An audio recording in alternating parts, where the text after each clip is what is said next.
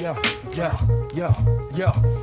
In the days of old, 5 elements were known. MCing, DJing, graffiti had grown. B-boy and knowledge, the pillars of the game. But a 6th emerged, adding to the flame. Comics and hip-hop, a fusion so tight. Visual storytelling, lyrics that ignite. From the pages to the beats, a seamless blend. The 6th element, where 2 worlds transcend. Welcome to the 6th Element Show, where comics and hip-hop flow.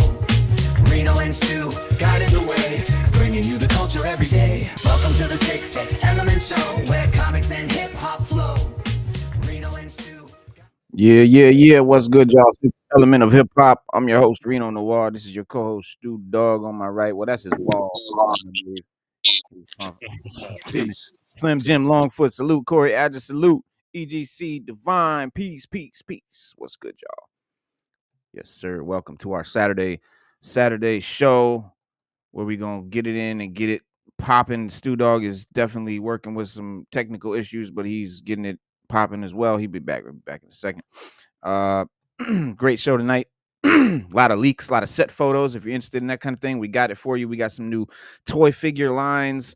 Got a little nice comic haul. Couple of unboxings, some custom toy. What do you call it? Like I don't know, little tips, right? Hook you up with some tips on how to customize a Marvel Legend on this very show. Other than that, man, we got Masters of the Universe, Castle Grayskull images. We got Prince Adam images. We got Skeletor images. We got in-hand images of the MOTU, the new MOTU toy line. We got some issues on the old Big Bad Toy Store issue. I ain't gonna say the keyword. You know what I'm talking about. Avengers Doomsday set photos. Cyclops actor James Marsden up in there too. We got some bad news about Thunderbolts. I had high hopes for this movie. Apparently, it's projected to flop worse than Brave New World. We'll talk about that as well. Daredevil Born Again Season 2. Sorry. Set photos as well. Look at Mahershala Ali's Blade unveiled, as we all know what happened with that. Yeah, man. Some cool stuff with Fantastic Four actor. Some teases over there. We got set photos from DCU. Superman may have accidentally spoiled the Man of Steel's most important battle. So we'll give you that spoiler alert before we bust that out. Supergirl movie set photos. And this is interesting. A certain Daredevil Born Again star wants to play Swamp Thing in the DCU. And I think it's a damn good idea. Wait till you hear who it is. Matt Reeves may exit the Batman 2. Yeah, that might actually happen. At which point I'll have no interest in it. They'll probably drop it at that point, but you never know. We got to see what happens. Returning the new Superman Eradicator figure preview with the DC multiverse there. And other than that, man, we got a hell of a fun time. We're gonna bust it up, chop it up, and do what we always do. And damn, I thought that Skeletor looks like Osmongold on meth. It ain't pretty.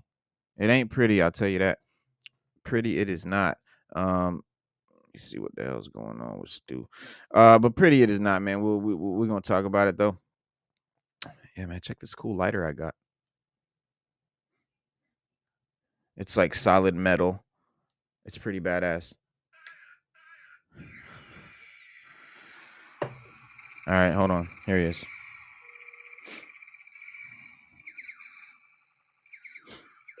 Yo, Stu. What it do?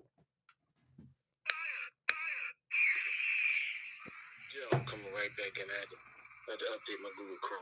This stupid ass program making me do it. Okay. It's good though? Right now. Yeah? All right. Yeah, it's updating now. I'm just waiting on this shit to install. That's wild. All right, we'll see you in a minute. All right, brother. One. All right, Stu Dog's got to update his Google Chrome as the awesome and most wonderful program Eve Mux is making him do. Y'all know I love that program. All right, y'all. Well, I don't want to kind of,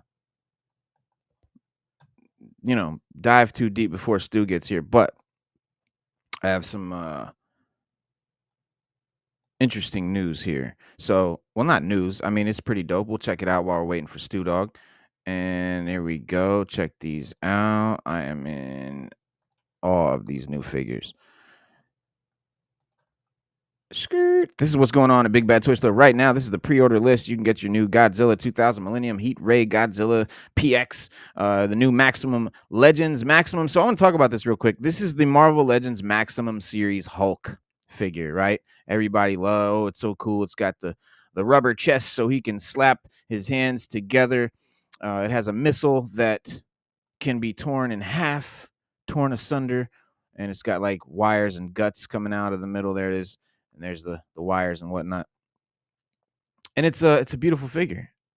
The crazy thing is, it's a fucking repaint. I have the exact fucking Hulk figure on my shelf right now.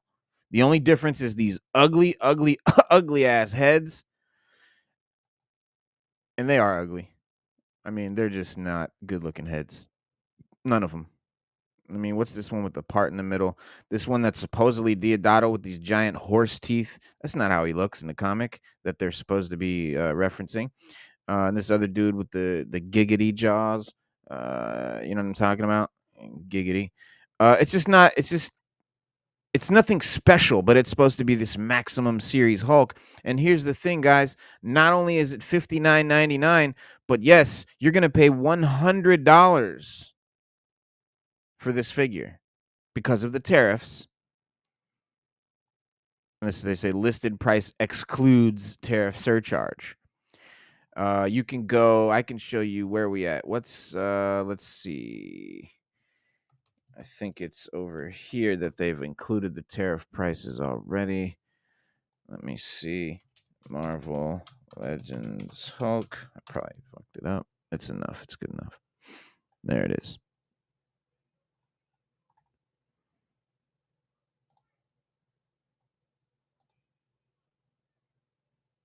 Is this the one? Let me see. $68.89. Proceeds to checkout. Let me see if we can do this.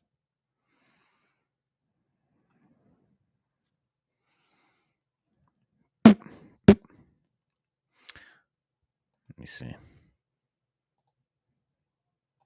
Come on, guys.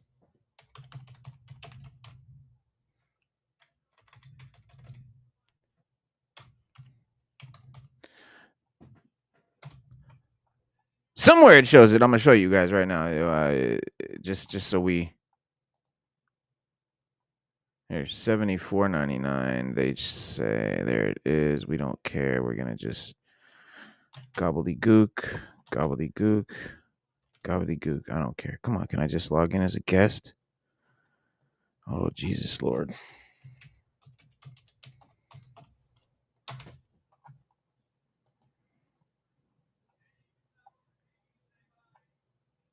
My God damn it.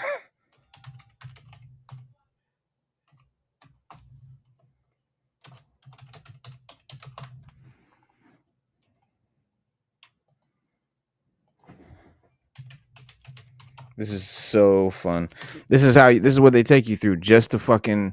All right, there it is. $94.99. Hang on.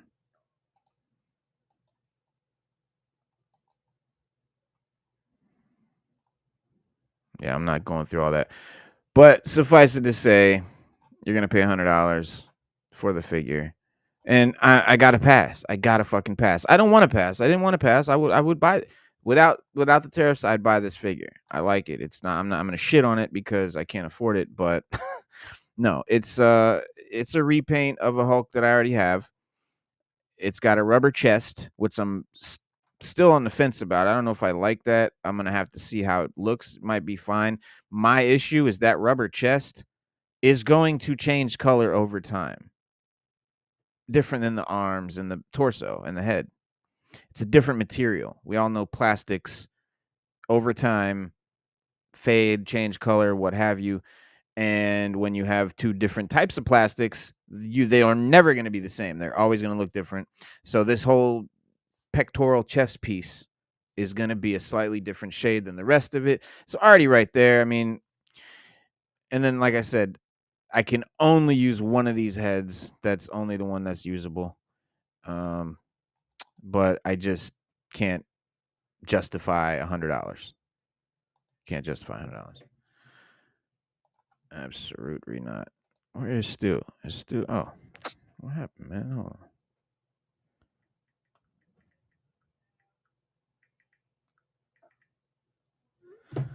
Slade Wilson, salute. Peace, peace, peace. Welcome, welcome, welcome. But yeah, I mean, to be honest, it's just way out of the price range of most collectors. Most collectors are not even about to do that. You know what I mean? Hang on. It's just not worth it. I know a lot of people passing on that Hulk right now. I just luckily, if you didn't get your Maximum Spider-Man, you know, that beats the tariffs, right? The tariffs aren't really a problem yet, okay? The tariffs aren't going to be a problem until, you know, the items that haven't shipped yet, when the tariffs actually hit, then start to ship. So the stuff that they already have in stock or stuff that they can ship right now, you'll still get it for, you know, below the tariff price. And that's cool. Before I show you this, the rest of these, Stu Dog has to show his new dead shot right there. I didn't get mine yet. I'm jelly. Look at that, man. Yo, the one good thing I can say about tariffs is that sellers are scared and they getting this product out quick. Like, bruh, Uh, yes mm. sir, yes sir, yes sir. I'm gonna have to cut this out, Reno. I'm sorry. Every now and then when I get one of these things, the McFarlane ones, the artwork on the back, I don't keep the boxes. I don't give a damn about the box, but sometimes I have to cut these out and frame them and Mm. hang them on my wall because the artwork is like superb. We'd love to see that wall. Yeah. Oh, don't worry, you will. Don't even worry. We'd love to see that You will. shelf. Don't worry. Stu has Don't worry. lots of Don't worry. toys, Don't guys. worry. Don't let his background fool you. He's got a shelf just like mine. One day we'll get to see it, I promise. Oh, don't worry. You're gonna see it You when see that big gap, that Stu big empty Dog gotta space? do some.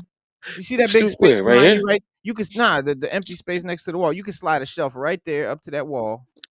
You can't slide no shelf right there. No, That's more my no. arcade. My arcade is there. I have Oh, a whole arcade section. well, So I got about 3 arcade machines.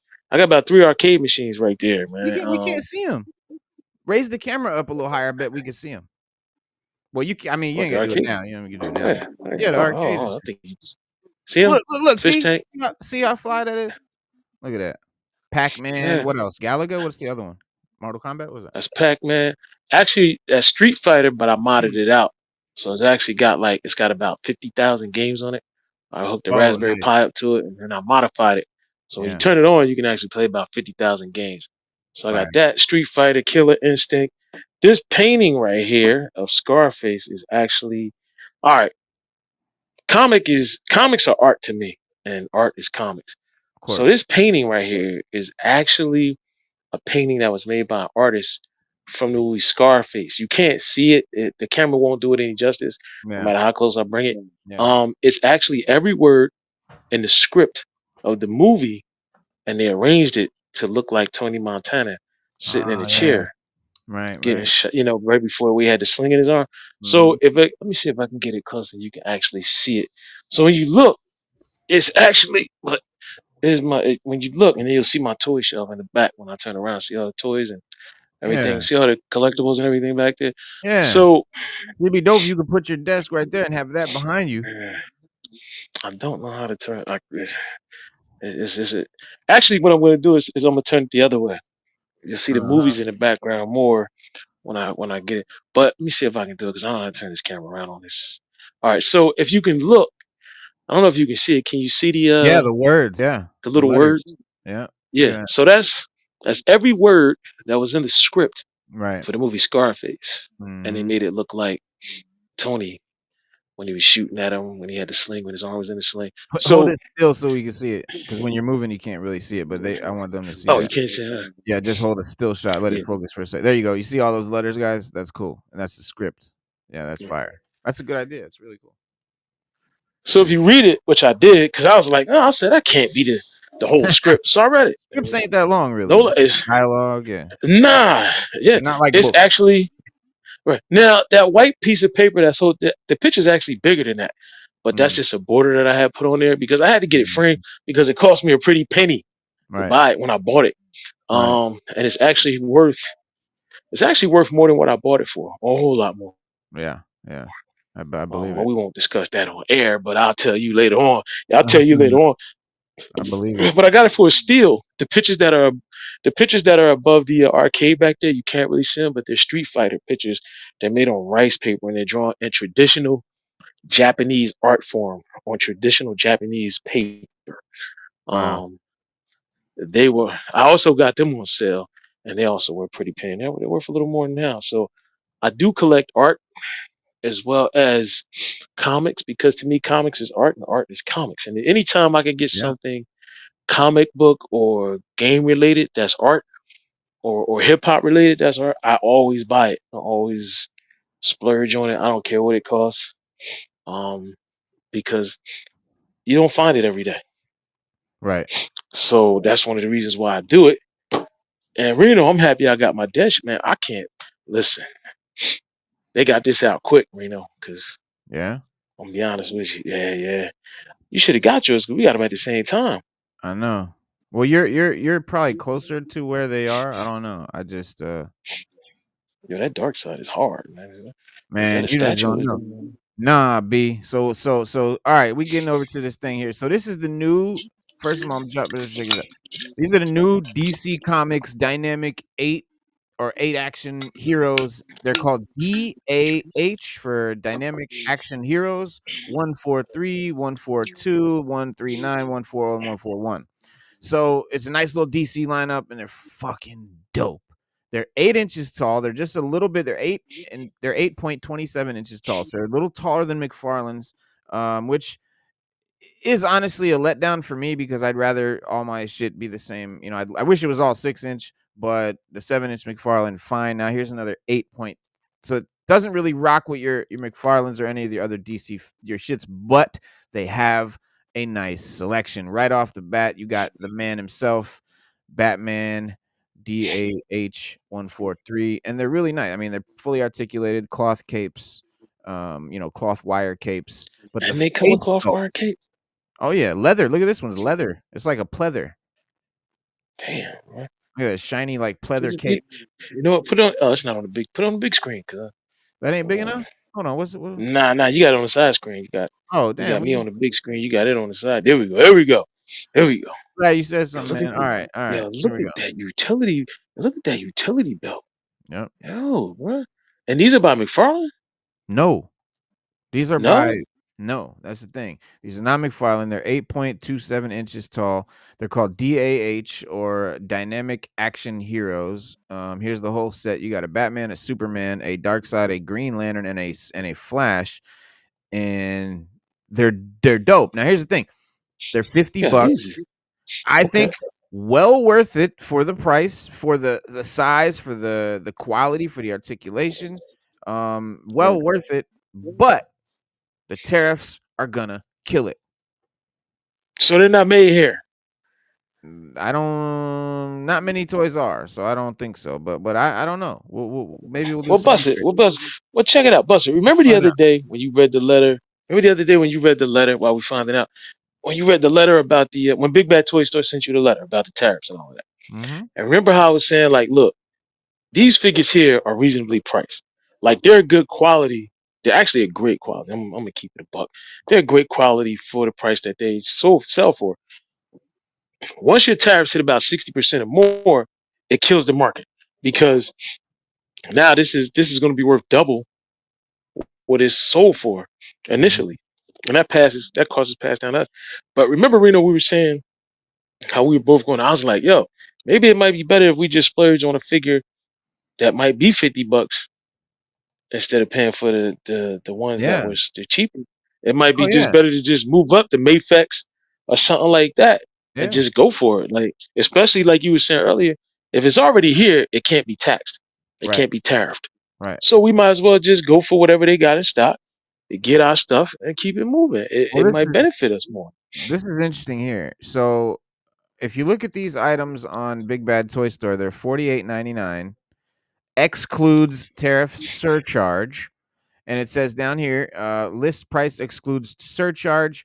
And then it says da da da da da. The details say list price excludes tariff surcharge due to rapidly charging tariffs. We currently cannot determine the appropriate retail price of this item. The price above is the normal Big Bad Toy Store list price, excluding any tariffs. When we know the tariff rate of this product, we'll update you before you process your credit card order. You will have also be able to cancel your pre-order at the time if that surcharge is something you're not willing to pay. Our customer service team, as always, will be ready to help with any issues that arise from this situation and will be very flexible given the circumstances. So they will help you cancel orders and maybe even do refunds and bullshit like that. Now, when you go to Beast Kingdom, this is the guys that actually making this product. You go to their website, the price is $72.99, almost $30 more. Now this tells me this might be including tariff charge. This might be what they'll be at Big Bad Toy Store. They may end up being around $70, which makes about sense. You know what I mean? It's right around the it's right around the price. Wow, I'm looking at some. I'm just looking at some of these, man. These are cool. A lot of Batman. Oh damn! But these seem to be get one of them. These seem to be the Batman's first is dope.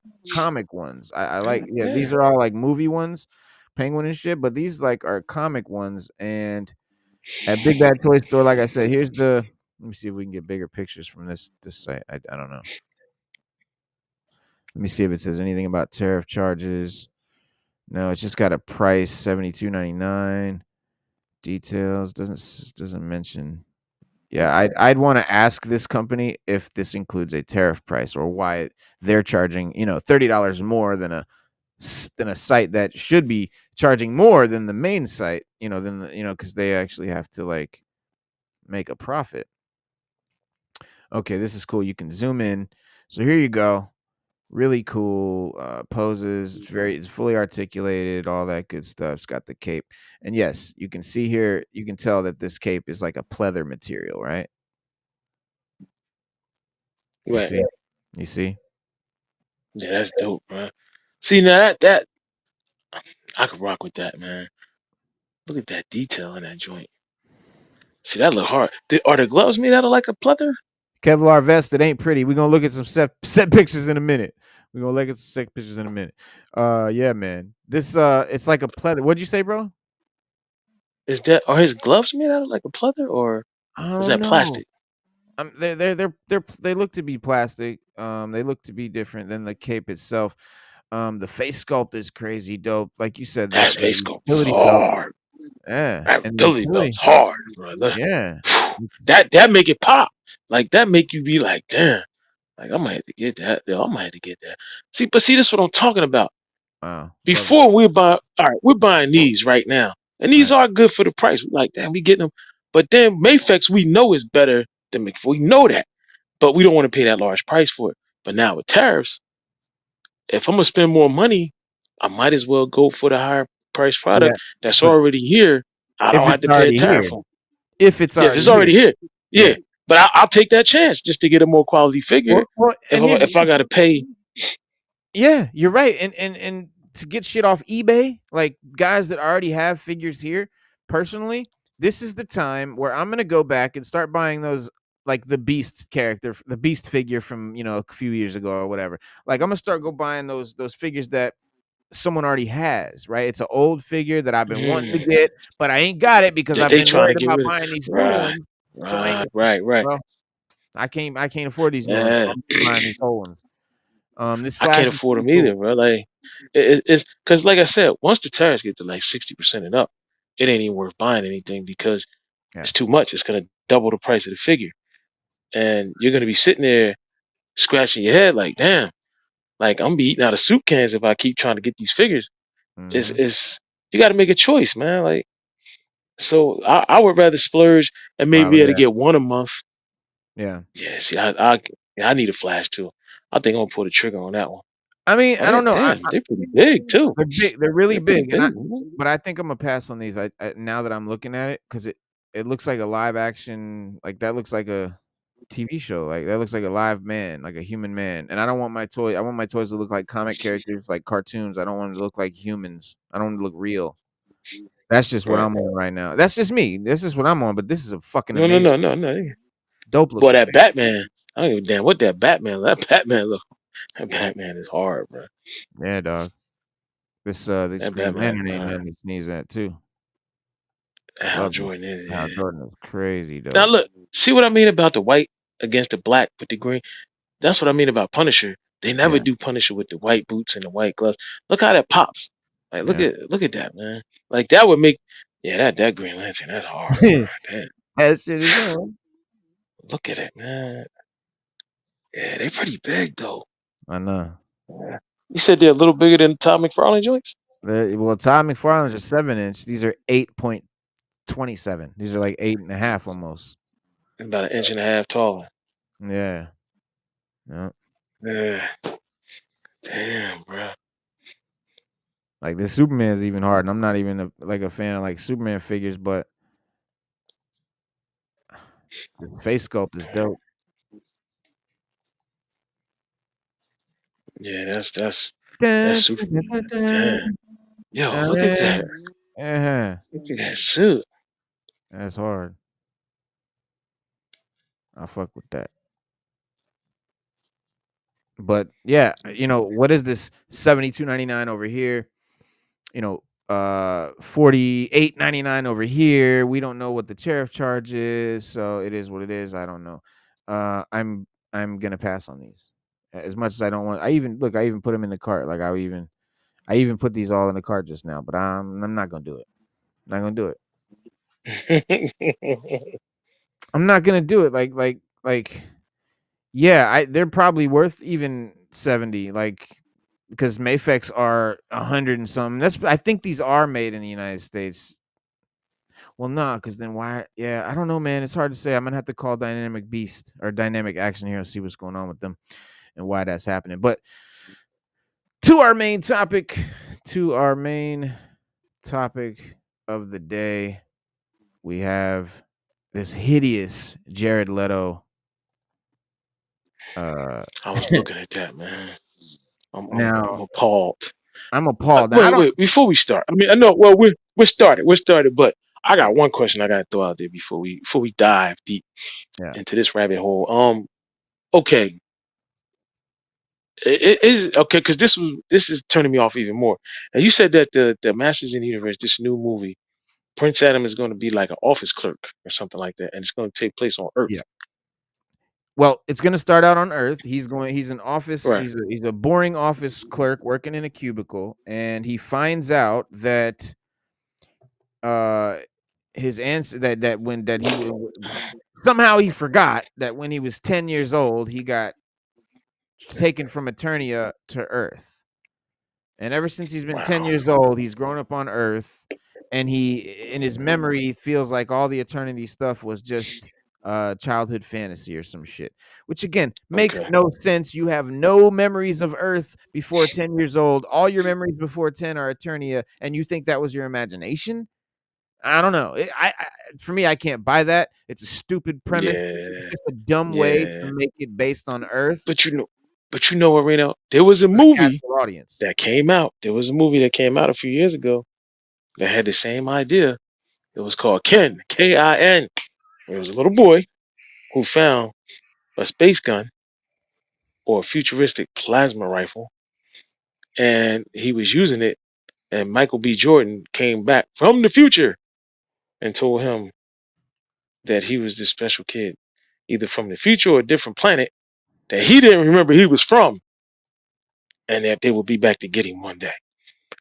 This is what I mean about Hollywood. This is what we throw around all the time. Look, they're just not. Be original, people.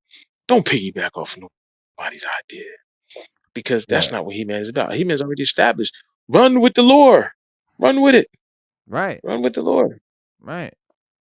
No, he speaks of the thumbnail of this show, and you can see it. It's our background. I always make the thumbnail the background. That way, motherfuckers know this is what I clicked on. Yes, I'm on that video. It's the same one. It's the right one. Slade said, I'll be starting a collection of these figures, Reno. Can you put the link in the description? Go to Big Bad Toy Store. That's where I'd get them. They're $48.99. They're cheaper than the 72. I don't think they're going to jack them up that high, but I would just go to Big Bad Toy Store and cop them. But if you don't want to cop them on Big Bad Toy Store, you can link right from Big Bad Toy Store to the actual manufacturer. There's a link down there on there, so you'll see it. But I don't have it to put in the chat anyway. But yeah, what we get a first look at the He-Man Masters of the Universe set, and it's a drone shot from some guy who snuck his drone over the set and stole some shots. Leaks that tease Jared Leto, Skeletor, and a whole lot more. What was originally thought to be a Stargate movie is actually the UK set of Amazon's Masters of the Universe, starring Nicholas Galitzine as He-Man. And yeah, he's a office clerk that finds out that he lived in Eternia until he was 10. He finds the Power Sword, which we've all seen to be very, very accurate.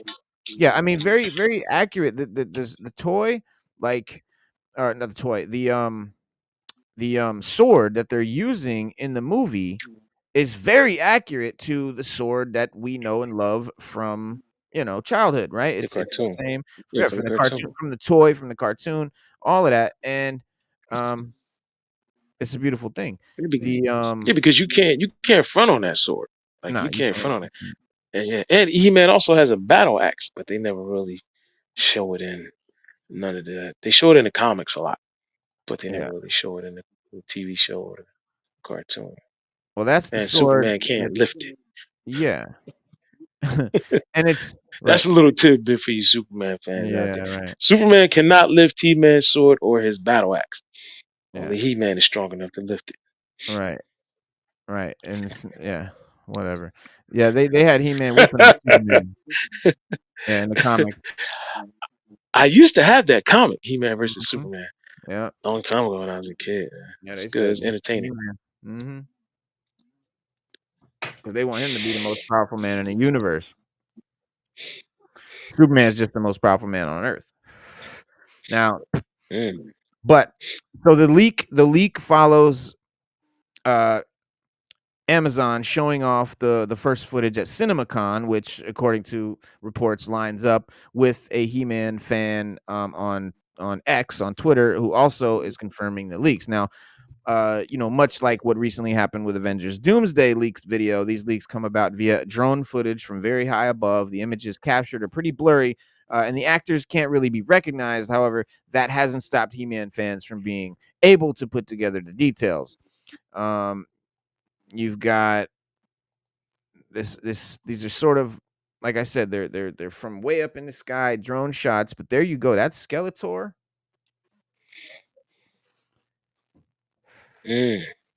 Holding the Skeletor on the right, the blue. He's got, like, you see the ram horns, the one on the number 2. He's got the ram horns on the end of his staff. It's like he's holding the staff pointing down. The ram horns are down by his knee, right? And if you look down by the guy in the blue in number 2, the ram horns are down by his knee. The curly Q ram horns that sit atop Skeletor's staff. And then, of course, on your left, you have what looks like Evil Lynn's staff. Number 1 is Evil Lynn's staff. Doesn't look like Evil Lynn holding it, though, in number 1 there. Not at all. No.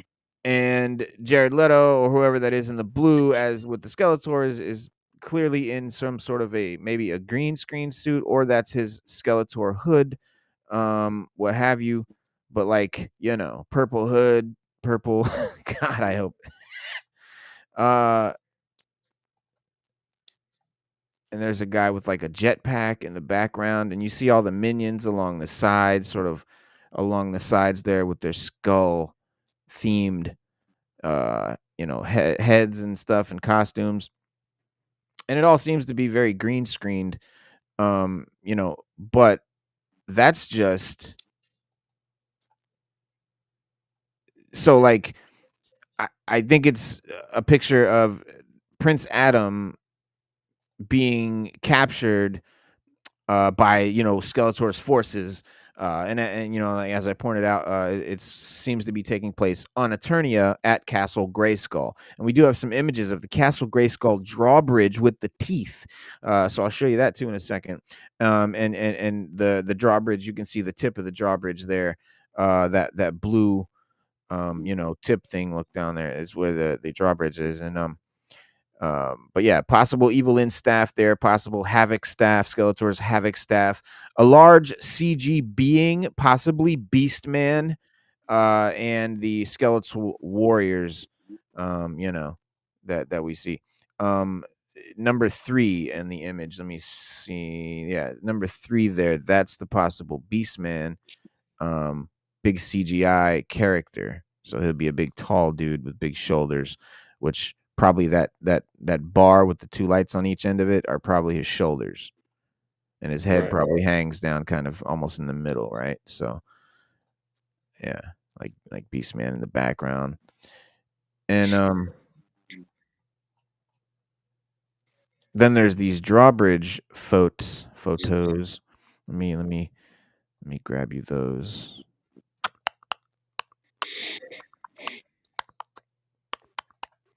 And so Now, hopefully, I don't know, man. You know, I ain't gonna shoot it down. Hopefully, it's a good movie because I'm gonna watch it. I'm gonna be interested in it. I'm yeah, gonna be curious to yeah, oh see yeah, what it's all about. So hopefully, it's good. And I did like Jared Leto as the Joker, even though nobody else did. But I right, thought he played a good Joker. So yeah. I'm willing to give it a chance. I'm just not really with the storyline, man. Like from what I'm hearing, Yeah, I'm it's I'm just I'm let down about the whole on Earth thing. We hated that about the '80s version. I don't know why they thought it would be a good idea to do it again. But here's the drawbridge, the lower jaw there of Council Grayskull. Castle Grayskull. Exactly. So very, I think the on Earth stuff is gonna suck because who wants to see that? It's a waste of time. It's a waste of movie, all that. But I think eventually, when we do go to Eternia, I think it's gonna look pretty accurate. I think we're gonna see a lot of stuff that we're used to seeing on the cartoon. It's not gonna be like the '80s one where there's just characters we never heard of, made up characters, and all this shit, and totally taking place on Earth. That's not gonna happen here. It's gonna start on Earth but end up on Eternia. Hopefully not for just the last, 20, 30 minutes of the movie. I hope that most of it takes place on Eternia. That would be justice, and I wouldn't be so upset about these horrible about this horrible story idea. And yeah, there's the ram horns that you can see this dude in section number 2 right there. That's what he's holding.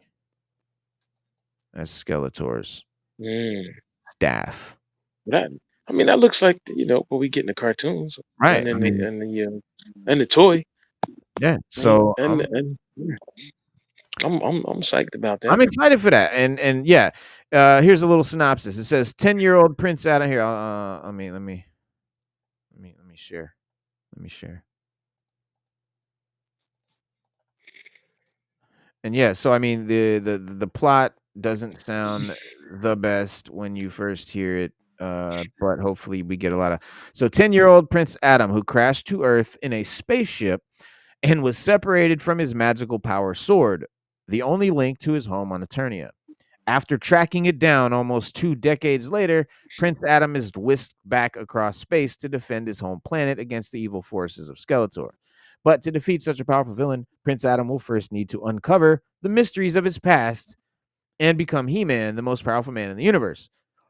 So, if what they're saying here is that he crash lands when he's 10 years old, spends 20 years trying to find the sword, and then finds it, that I can deal with. If you're trying to tell me he crash lands on Earth at 10 and just forgets all about that, thinks he's just from Earth, finds out when he's 20, some guy comes from space like, hey, you're really this hero from Eternia, and he's like, what? Forget about, what are you talking about? Those were just imaginations. Like, you can see this shit playing out. Like, this movie, they've done it a million times, cookie cutter bullshit.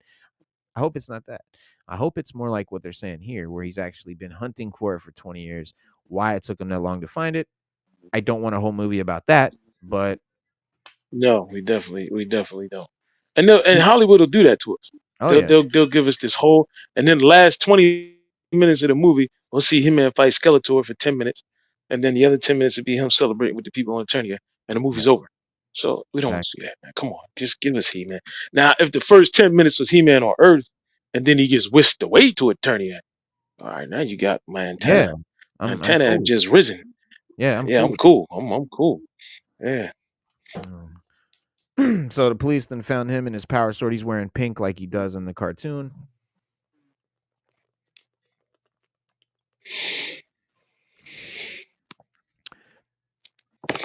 Most of us have seen all these before. Yeah, But, we showed these before on the show. yeah, Yeah. yeah. So what's the deal? Oh, so the pink is to show that he is Adam, Prince of Eternia. Right, right. Nigga. Master Come on, Universe gets Hollywood, released stop June it. 5th, 2026. I know. Travis Knight directing with script from Chris Butler and first draft by David Callahan and Aaron and Adam Nee. Yeah, Chris Ganzatini. Here's a bunch of stars who's all in it. We all know all that. But alas, I hope that Jared Leto doesn't look like that.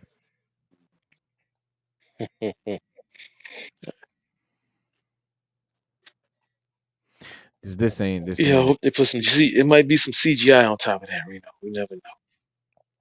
Yeah. Yeah, because I mean, first of all, does he need a mustache? No, Get he rid of the doesn't. beard. Get rid of the mustache, and this is not bad at all. But that beard, I just come on. What are we doing? I hope that's a joke. The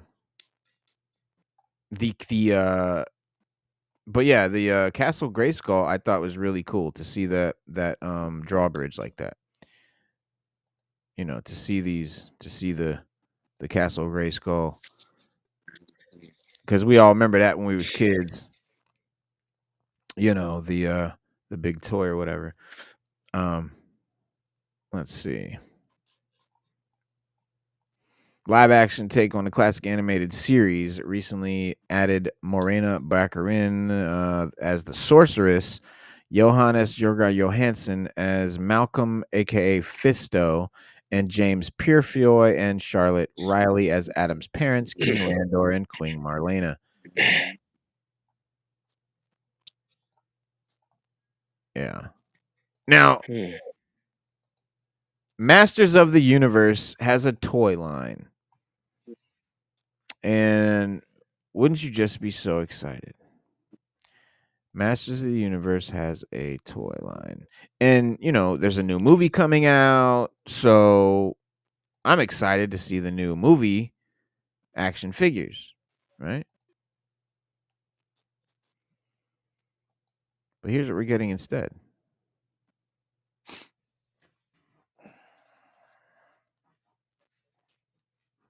So if anybody doesn't know who the fuck this is, yeah, that's Blade. It's a character named Blade from Masters of the Universe.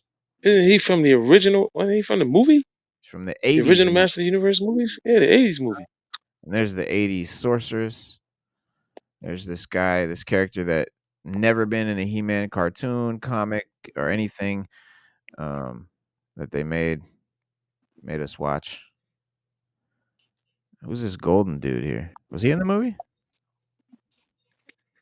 You see it? You remember him in the 80s movie? The gold? Nah. That's definitely Evelyn on his No. left. That's Evelyn on his left, and the one girl that was Tila, I think it is, with the gun down there in the bottom on the left. Yeah, Tila Gwildor. Yeah, Principal Strickland. Is that who he put? Is that Strick? Yeah, Strick. Principal Strickland. Was it Principal. Strickland? Strickland. But Strickland. The yeah. dude with the dude on in the front right there, I think that's Blades right there. Well, that's Or Blade. Blade, Right? that's him. And then Yeah, that's Blade. but I think the one in the other picture, I don't know. I don't know who that is, man. Yeah, that gold dude. I don't know, but there's Skeletor in the background there, on the top.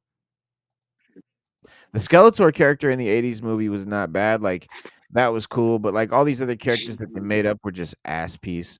Let's see. Shown below via Eternia Royalty is an in-hand look at the new Masters of the Universe 1987 movie Blade figure from Mattel.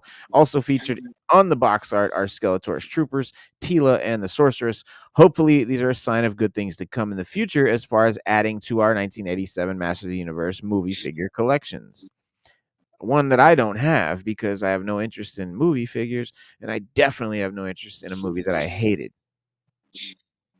I hated this movie as a kid. Mm. But I think it might not have been as bad as I thought it was as a kid, but I was just really turned off by the fact that it didn't resemble anything that I'd ever seen. Now, here is a cool He-Man. I watched it not too long ago, and What? it's nah it did I'm not gonna say it didn't age well because it was still watchable. But when I Oh, watched the it, movie? it just didn't make sense. Yeah. Yeah, I watched it like probably about 6 8 months ago. I caught it on late one night. I checked out Mhm. the whole movie. I literally said I'm gonna sit here and watch this movie. So I watched it, and it was an '80s B movie, bro. Like Yeah. for the budget that it had and the production that it had, Yeah. um, it was just an '80s B movie, bro. And it didn't really focus on anything on Eternia. Everything was on Earth. Yeah. Uh, it made no sense. The human cast, okay, I think were made to overshadow the Eternian cast because it did focus a lot on the Earthlings, and He-Man and them were there to like pretty much help them, Yeah. because they just inadvertently got dragged into the war between Skeletor and He-Man. So um, it just didn't make any sense, man. Well, this looks like the set They from could the have did new better. He-Man movie right here. I think this is Eternia that we're looking at right here on our screen. That's Eternia. You can see Castle Grayskull right here. That's the drawbridge with the teeth right there. There's some big circular pit, some sort of magic cauldron. I'm guessing it's maybe some sort of big thing that Evil Lyn and Skeletor are doing magic in or something like that. Maybe it's the portal. I would love to Mm. rotate this. Like, can I rotate it? No, it's just I have to look at it. So we have to look at it sideways. But here it is. Yeah, there's some action. You can see He-Man there in the pink, I think, in the middle. Yeah, there's He-Man in the pink in the middle. Okay, I see. All right, yeah. Yeah, yeah, That right makes there in more the sense middle. than that. You got these dudes along the edge. This is also There's drawbridge. the That green. obviously is a green screen. I was getting ready to say, Octagon. yeah. Here's So this map you can thing. see. This is like a big map on the floor. This is why they thought it was a Stargate movie. Hang on. Oh, because yeah. Yeah. Yeah, there's the Castle Grayskull drawbridge. There's Skeletor in the middle. There's like that Beastman dude here in the back.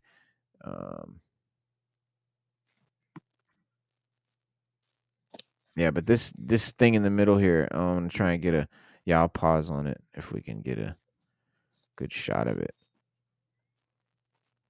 But yeah, it makes a lot of sense why they thought it was Stargate because this thing that they've got in the middle looks like some sort of It Stargate. does. I think It yeah, does.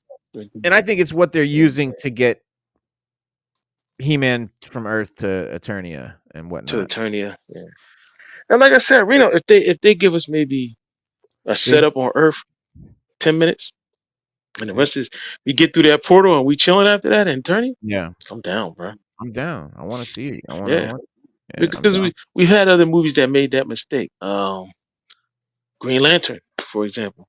The whole movie should have took place on Oha. It shouldn't have been on Earth. It didn't Well, make not any the whole sense. movie, but I don't mean the Green Lanterns aren't doing a lot of Green Lanterning on Oa. That's just where they kind of meet and talk, but they have to go fight crime or whatever in other places. But it should have been in space, wherever they were.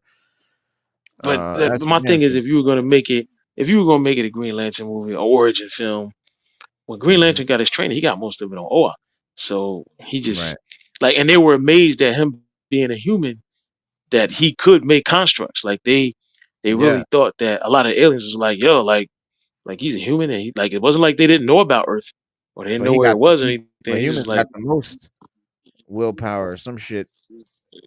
that Something about right, humans and they makes found you that more. out. Yeah. Yeah, yeah, they found out that they had actually more willpower and that they had strong that they and if focused correctly, like Batman thinks that the Green Lanterns are the strongest thing in the universe.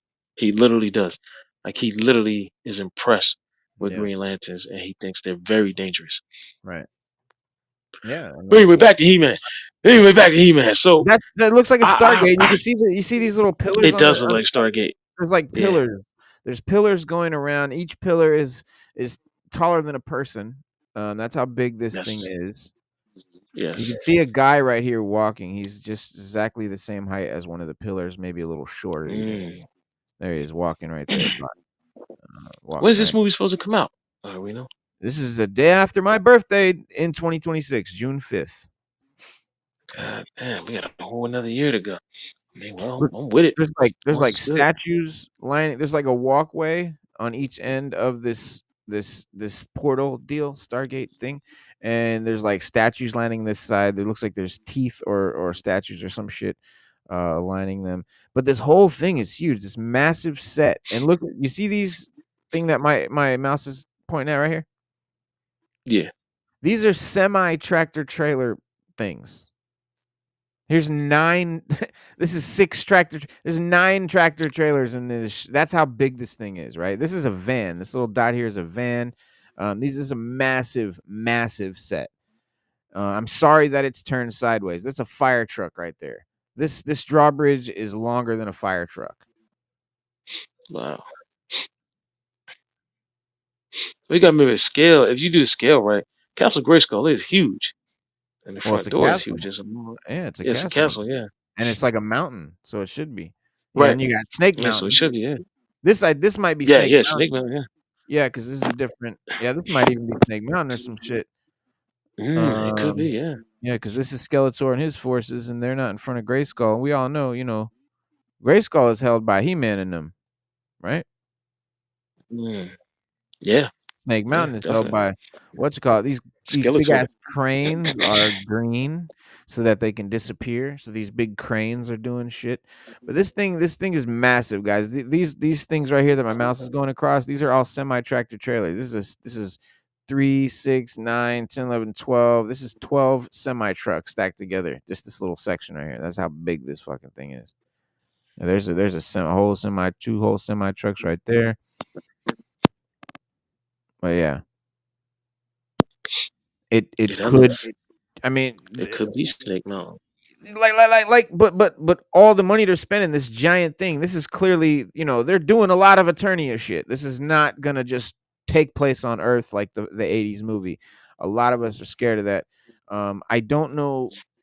I guess, the whole reason that they're doing the Earth thing is because they feel that the casual audience, the random moviegoer, doesn't go see fantasy movies.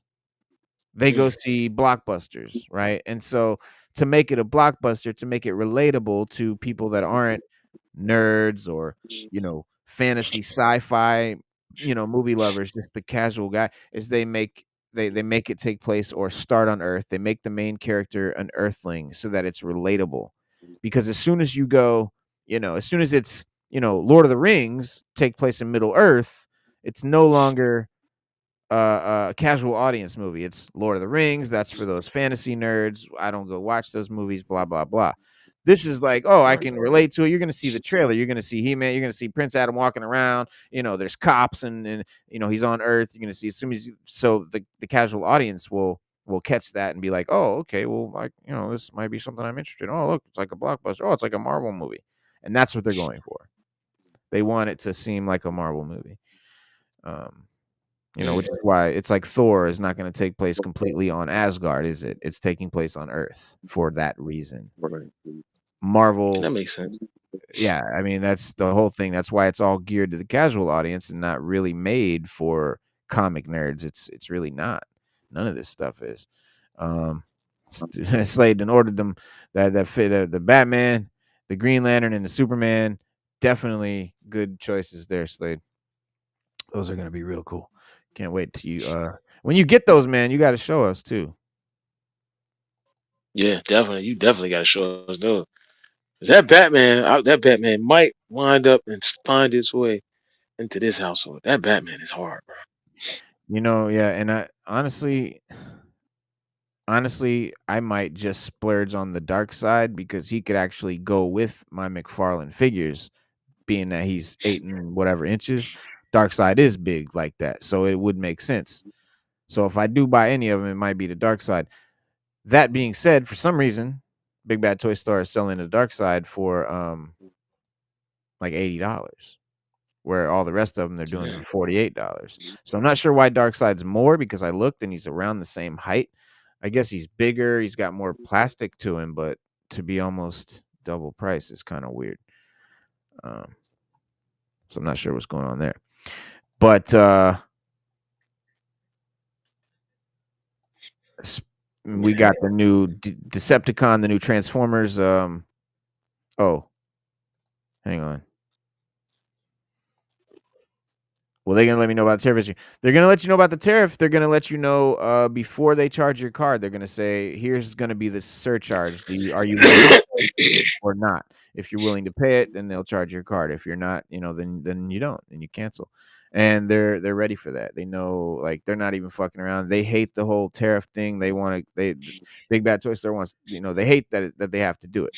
So they are going to do everything in their power to help us get through that time by, getting through it, being able to not, being able to cancel if we want to, or even do returns or refunds. Raw Talk, salute, what's good? Salute, everybody. Sorry for Raw the lateness, talk but in the Oh yeah, house.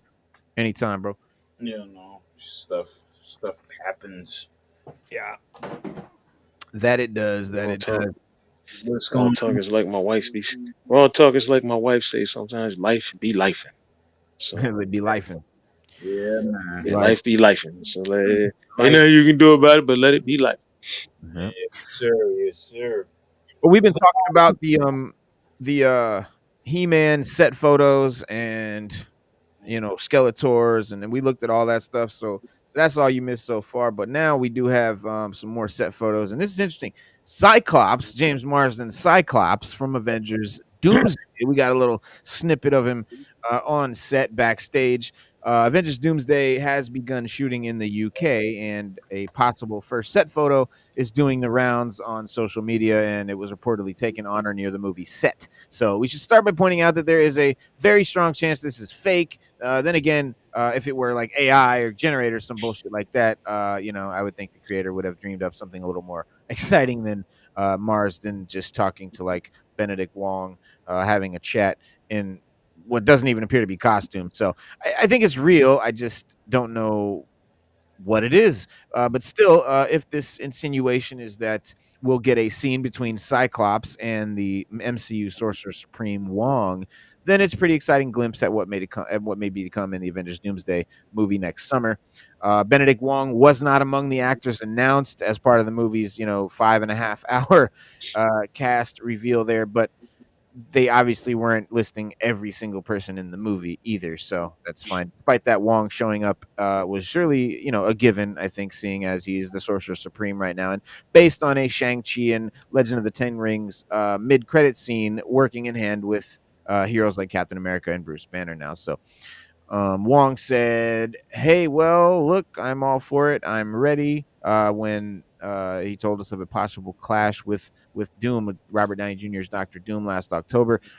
With Wong, he said, with Wong, he's been promoted to Sorcerer Supreme, so it's all in the hands of of the Marvel Universe to see where we go with it. Yeah, I'm looking forward to it. We still don't know, like, how big of a role the X-Men are going to play in the Avengers Doomsday movie. Now, the prevailing theory among fans is that the MCU universe and the Earth 10005, the Fox universe, will collide in an incursion. If you don't know what an incursion is, go read Hickman's Avengers. Stop fucking around. You need to learn it. Resulting in the heroes from both worlds going head to head as they look to save their respective realities. Now, when an incursion happens, two universes crash together and they're both eliminated unless one of them can eliminate the other one before they crash. And a lot of times that's what they try to do. Now, taking a closer look at this supposed Avengers Doomsday set photo, there are also rumblings about a spaceship set being constructed for the movie.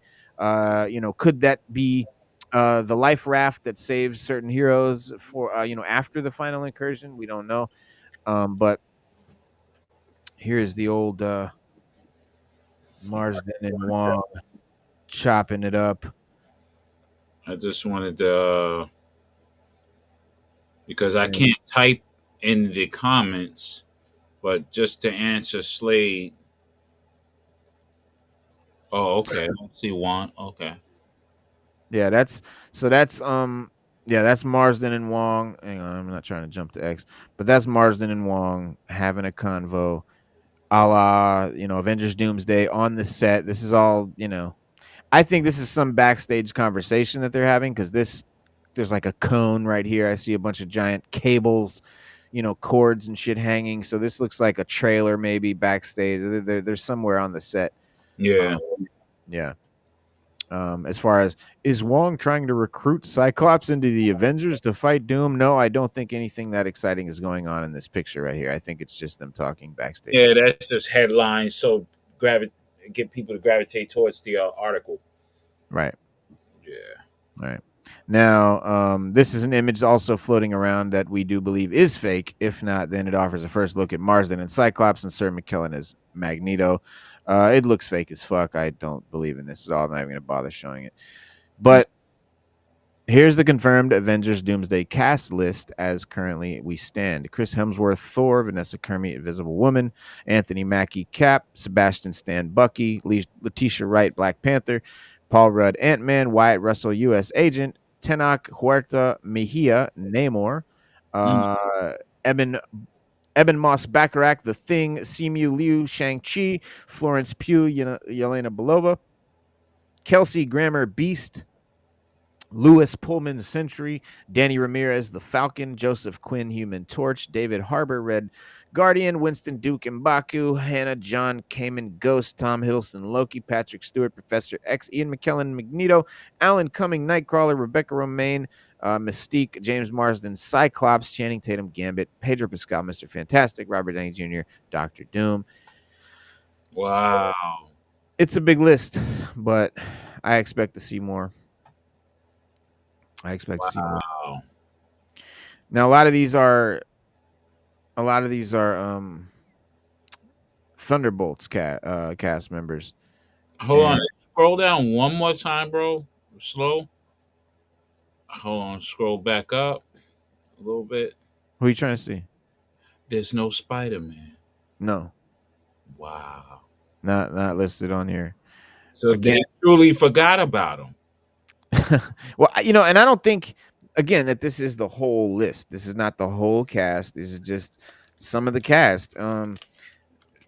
If Spider-Man's not in Doomsday, he's definitely going to be in Secret Wars.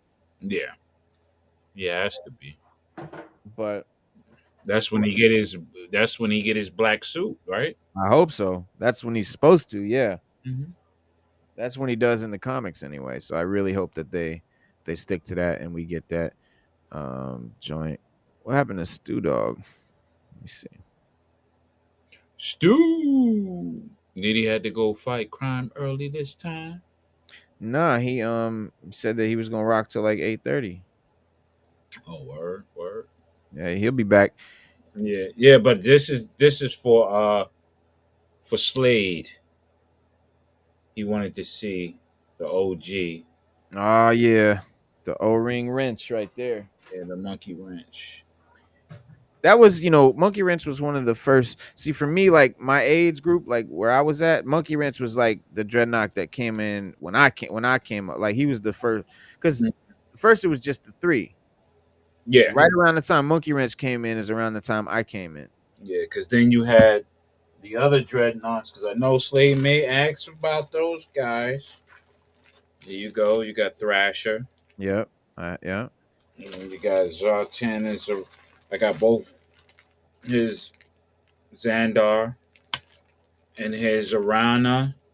Two different versions. It's in the bag though. Yeah. The two versions. Yeah. The earring one and one without. And the different hair, some shit. Yeah. Yeah. But yeah, I got them. I got mostly everything from 82 to 94. Mostly, I say I have about 90% of everything. There's Yeah. still a few odds and ends I gotta pick up, but that's part of the collecting journey, man. Exactly. You know? Exactly. Mm. That's part of it. I love it. Yeah. Speaking of the journey, the So yeah. collecting. Now the I speaking of the journey, I had one thing to add before we. I got kicked. when I was getting ready to say something about the Avengers movies. Oh, Pissed. Man. This program is killing me, man. All yeah. right, so we know for a fact there are what, 6 Avengers movies? Hmm. Is it? Yeah. Okay, now, yep, Yeah. yeah. So Yeah. when we look at the titles of the movies, right? Take Yeah. a look at the letter, the A, and look at the color of the letter. Each one of those colors represents one of the Infinity Stones, and it was about that. Each one of those movies was about that. It has something to do in reference to that stone. So, what color is what's the new one going to be? Avengers, what? Secret Wars, or I what think is it it's going to be? green. Doomsday. I think it's green. So it's green. So what stone is which stone is green? At the time stone. Time Stone, I think. Yeah. So we know it'll be about time. We know it'll be something about time And We Kang know. is in because of the Yeah. Well, that was the idea with and Kang. Kang is right, right. That's why they So did. we know it's got some. Yeah, so we know it's got something to do with time because the A is green, and if you look at the other Avengers movies, each one, like I said, corresponded to a Yeah. stone, and each one had a different color. it. Yeah. So we Well, I know don't this know. next one's I going to think be it's green. gonna. So it'll be I time think the stone. green is gonna be more for Doom now. Than now that Kang is kind of out of it. But then you got to think about that time. I mean, I agree with Stu. That time is going to play a heavy. It's going to be featured heavily in that in the whole scheme of it Yeah. because you Well, the Right, TVA, right. the TVA will for sure, and Because the TVA got has now the wait, now whole time. Reno, a lot of, and they did a lot of stuff with time before this next Avengers movie, Yeah, the whole TVA thing. Mhm. and we do we do know that Doom's power is based on time. You've even said it yourself. He toys with Kang when it comes to time, and we know that's what Kang is all about. Time. So now that Jonathan Majors is gone, and they don't really want it or can't, whatever the deal is with him. He'll be The back. next person that can really kind of achieve, yeah, but the only person that we know that can achieve that type of power when it comes to time is Doom. So we know that. Hmm. So it's got to be. So we know Doom is in it. You're right about Doom being in there. So the time stone it has to have something to do with time, the time stone, and Doom. Yeah, Yeah. Yeah. Because now that and Kang Doom, is now, we don't know what's going to happen. So we know that. and And this then Doom is from a and different. Doom is what? This It's Doom from a different time. Yeah. Well, is. the Doom right That's now in the mic drop. That's mic drop right there. That's mic no drop right there. or in the in or the Ultimates, the current Ultimate Universe, right? Because remember, the MCU originally is based on the old Ultimate Universe. Originally, that's how it kind of started out, and that's where most of their comic stuff came from. And now they've Yeah, just created a new Ultimate it comes Universe. came from. Jonathan Hickman just created a new Ultimate Universe, and we all know that Jonathan Hickman's Secret Wars, so they're very working closely with Hickman right now. And Hickman's got he started this whole thing where there's the Ultimate Black Panther, Ultimate Spider-Man, Ultimate X-Men, the Ultimates, which is the new Avengers, and all these different Ultimate titles that are in the comics right now. Mhm. And in those comics, there's the Doctor Doom, and the Doctor Doom in those comics is actually Reed Richards, who was turned into Doctor Doom. And there's a whole thing about why in issue number, I think it's 4. But you replace Reed Richards with Tony Stark, and you start having similarities, parallels to what's going on in the comics, and that's what they're gonna do. But since we're on the set photos uh subject right I now, want to interject one more, please. Remember bust last it out. time we spoke on the Doom. Remember I said that he was always Doom ever since he went up in that when that first Avengers movie when he went up into space. Yeah, I think he's been the first Doom because he made Mm. who did he make? He make what's his name? Ultron. He's been right. doing fucked up little shit here and there Yeah. and not I really mean, caring about who, his.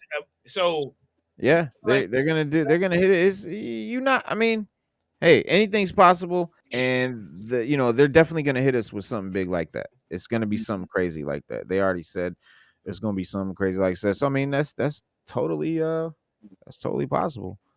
I mean, but if you we heard Yeah, from one of the executives because the that last movie, we heard from one of the executives that they said the plot of they said if you want to understand how Robert Downey Jr. is Doctor Doom, read issue 4 of the upcoming The Ultimates. And that was like, I don't know, it was like a couple of weeks or a month before the issue came out. When the issue came out, that's where it breaks down how Reed Richards becomes Doom.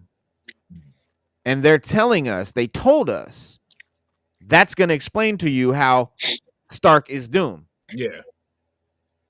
And if you go read the comic, it ain't got shit to do with Stark becoming Doom, but it has to do with Reed coming Doom. So if you just kind of replace Reed with Doom, that's what they're telling us it is.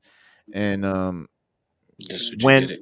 yeah, I mean, when that took place, It did it could take be. place when he went up in space? Did it whenever it took place? It could, we don't know. We don't know. We finding out that Rhodey's been a scroll the whole fucking time. So who knows? Who knows what they're gonna drop on us? You know what I'm saying? Well, But and the last movie, the last Avengers movie is what, Secret Wars, right? Which we already got the Avengers logo for that. That's yeah, orange, and that's the Soul Stone. right. So it's going to be about souls. So we don't. There could be, like Reno said, the switching of Tony Stark to Doom, or maybe he's always been Doom, Mm-hmm. or maybe something happened when he touched the Yeah, stones the soul and thing. then did. That's But we do know the Soul Stone is involved. We know it's going to be about soul, and not the song by Eric B. and Rakim either. But we know it's going to be about soul, the last one, because the Avenger symbol is orange. yep. Yep. Well, speaking of speaking of set photos, this is season 2 of Daredevil. So Daredevil Born Again, we just saw the finale, right? Yeah. Yeah. Yeah. What'd y'all think of that? Yeah. Yeah, I liked it. I liked all of it. Was it a good show? I Was it understand. a good I Daredevil understand why it's show? I called. don't think so. No, I don't think so. I I think it understand was why a it's good called Born show. Again now. I get it, but I don't. Yeah. I think it was unnecessary. Think, We should. think They about should what have just. they was trying to mirror everything with Fisk and what you call it, Matt Murdock. Yeah. It was Right. trying to really mirror their struggle with trying to stay away from their urges of being who they truly are Yeah. and not Right. Yeah. because it's like they're putting on the mask by being Mayor Fisk or the lawyer Matt Murdock. That's Yeah. their real mask. I'm just so sick of the Hollywood trope of, and they do it every fucking superhero has to have the whole arc where I'm not a superhero for this one.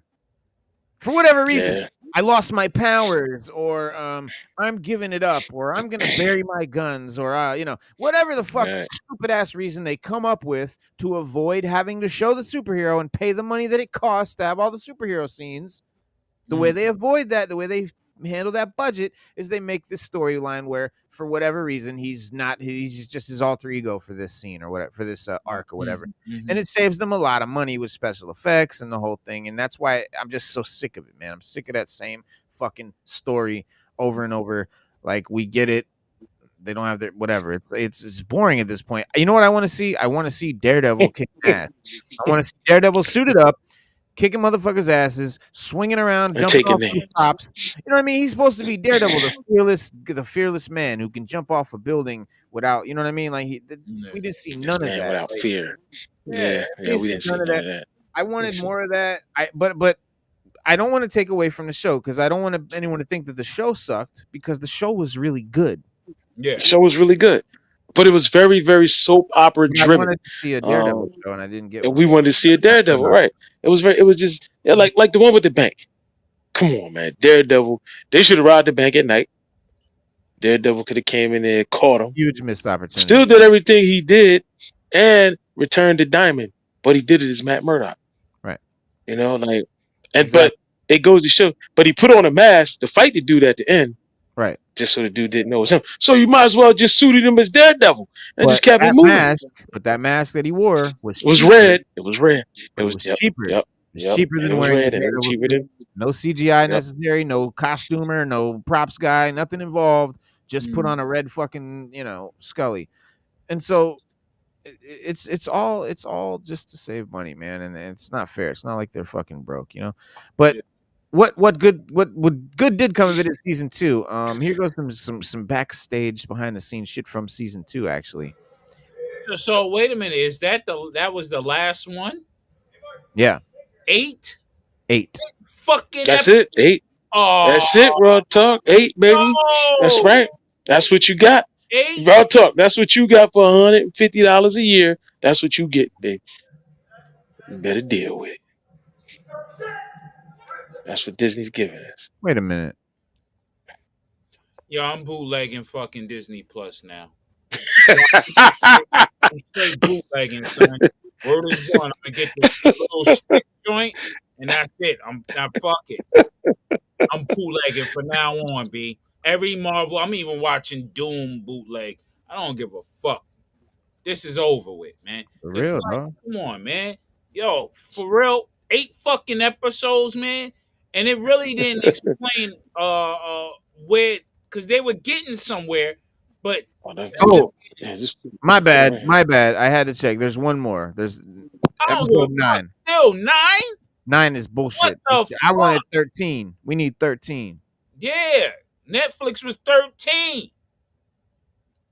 That was the dope number. Oh, Like, come on, man. yeah. Oh, man, these motherfuckers, man. So now, But yes, it has been confirmed for season 2. So production's already begun on season 2. man, And but who's the villain? so Who's this the villain? so check it out. The last episode is gonna be him in the hospital because he got shot.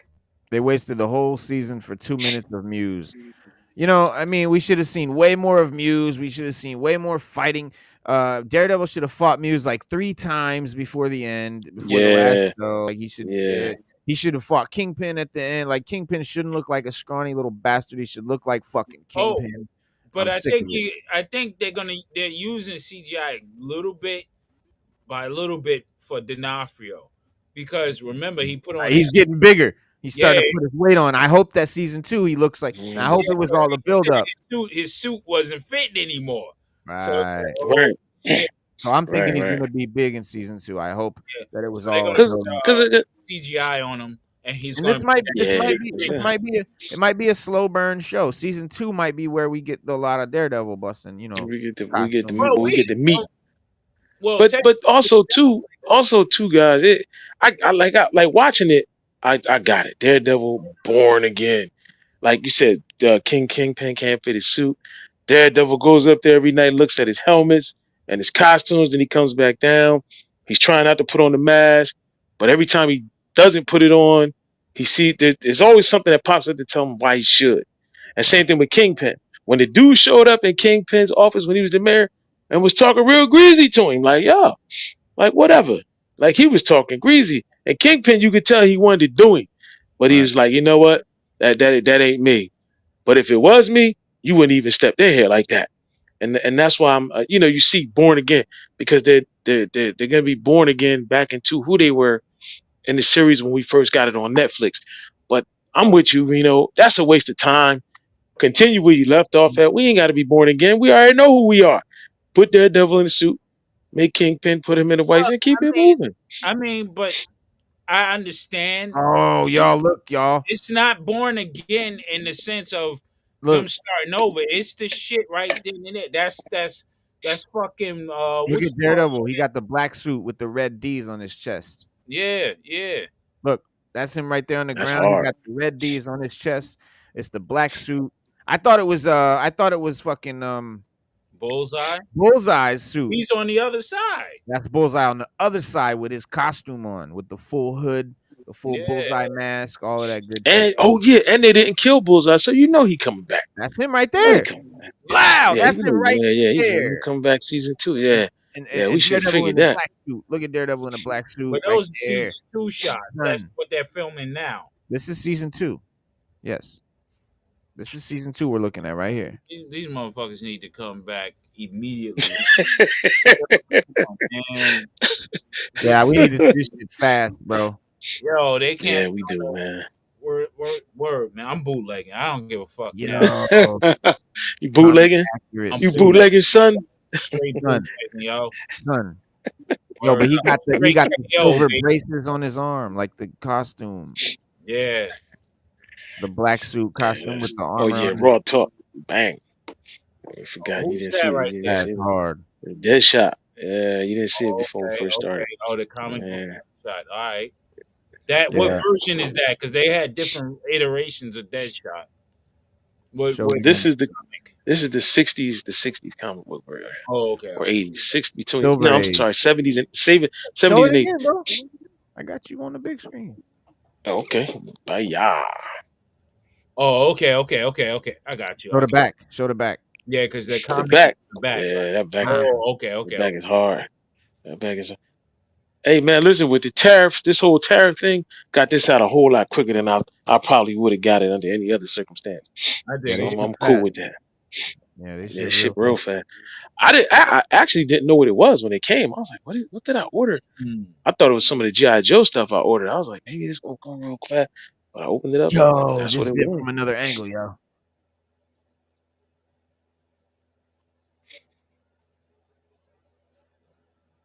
Yo, I want to see fucking Bullseye's suit.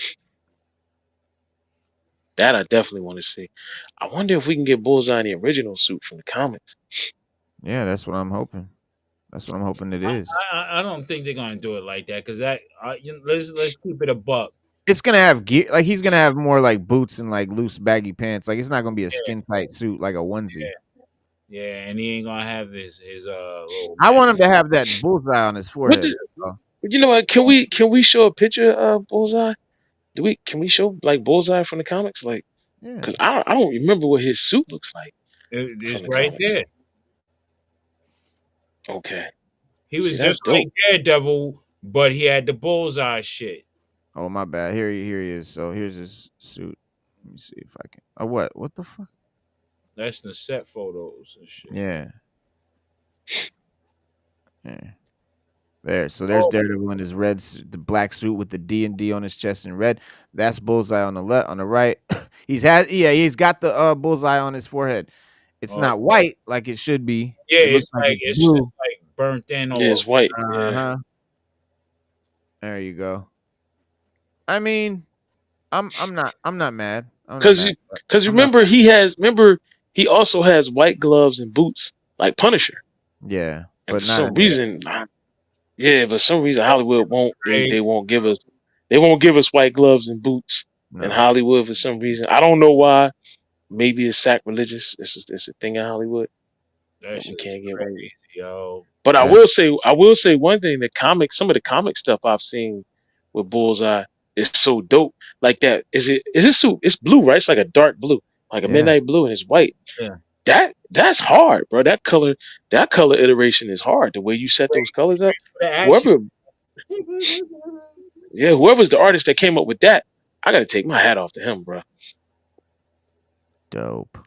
Yeah, that shit is crazy. That's hard. Yeah, that is hard. Yeah, see, they had to release these pictures because they know they're gonna be making motherfuckers mad about the short fucking show. Yep. So they said, all right, we better drop these real quick because we don't want to get accosted by a motherfucker who bootlegs the. They gonna be accosted by Eric. Raw talk.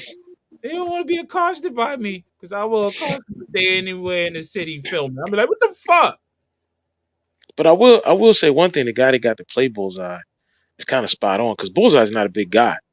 He has like a long, slender, like kind of like an athletic build. Even Daredevil's bigger than him, like muscle wise. He's never been a big guy. Yeah, He's always been like long and lanky. yeah. Plus, he looks grimy too. That actor really Yeah, plays the grimy part real well. yeah, Right. he does.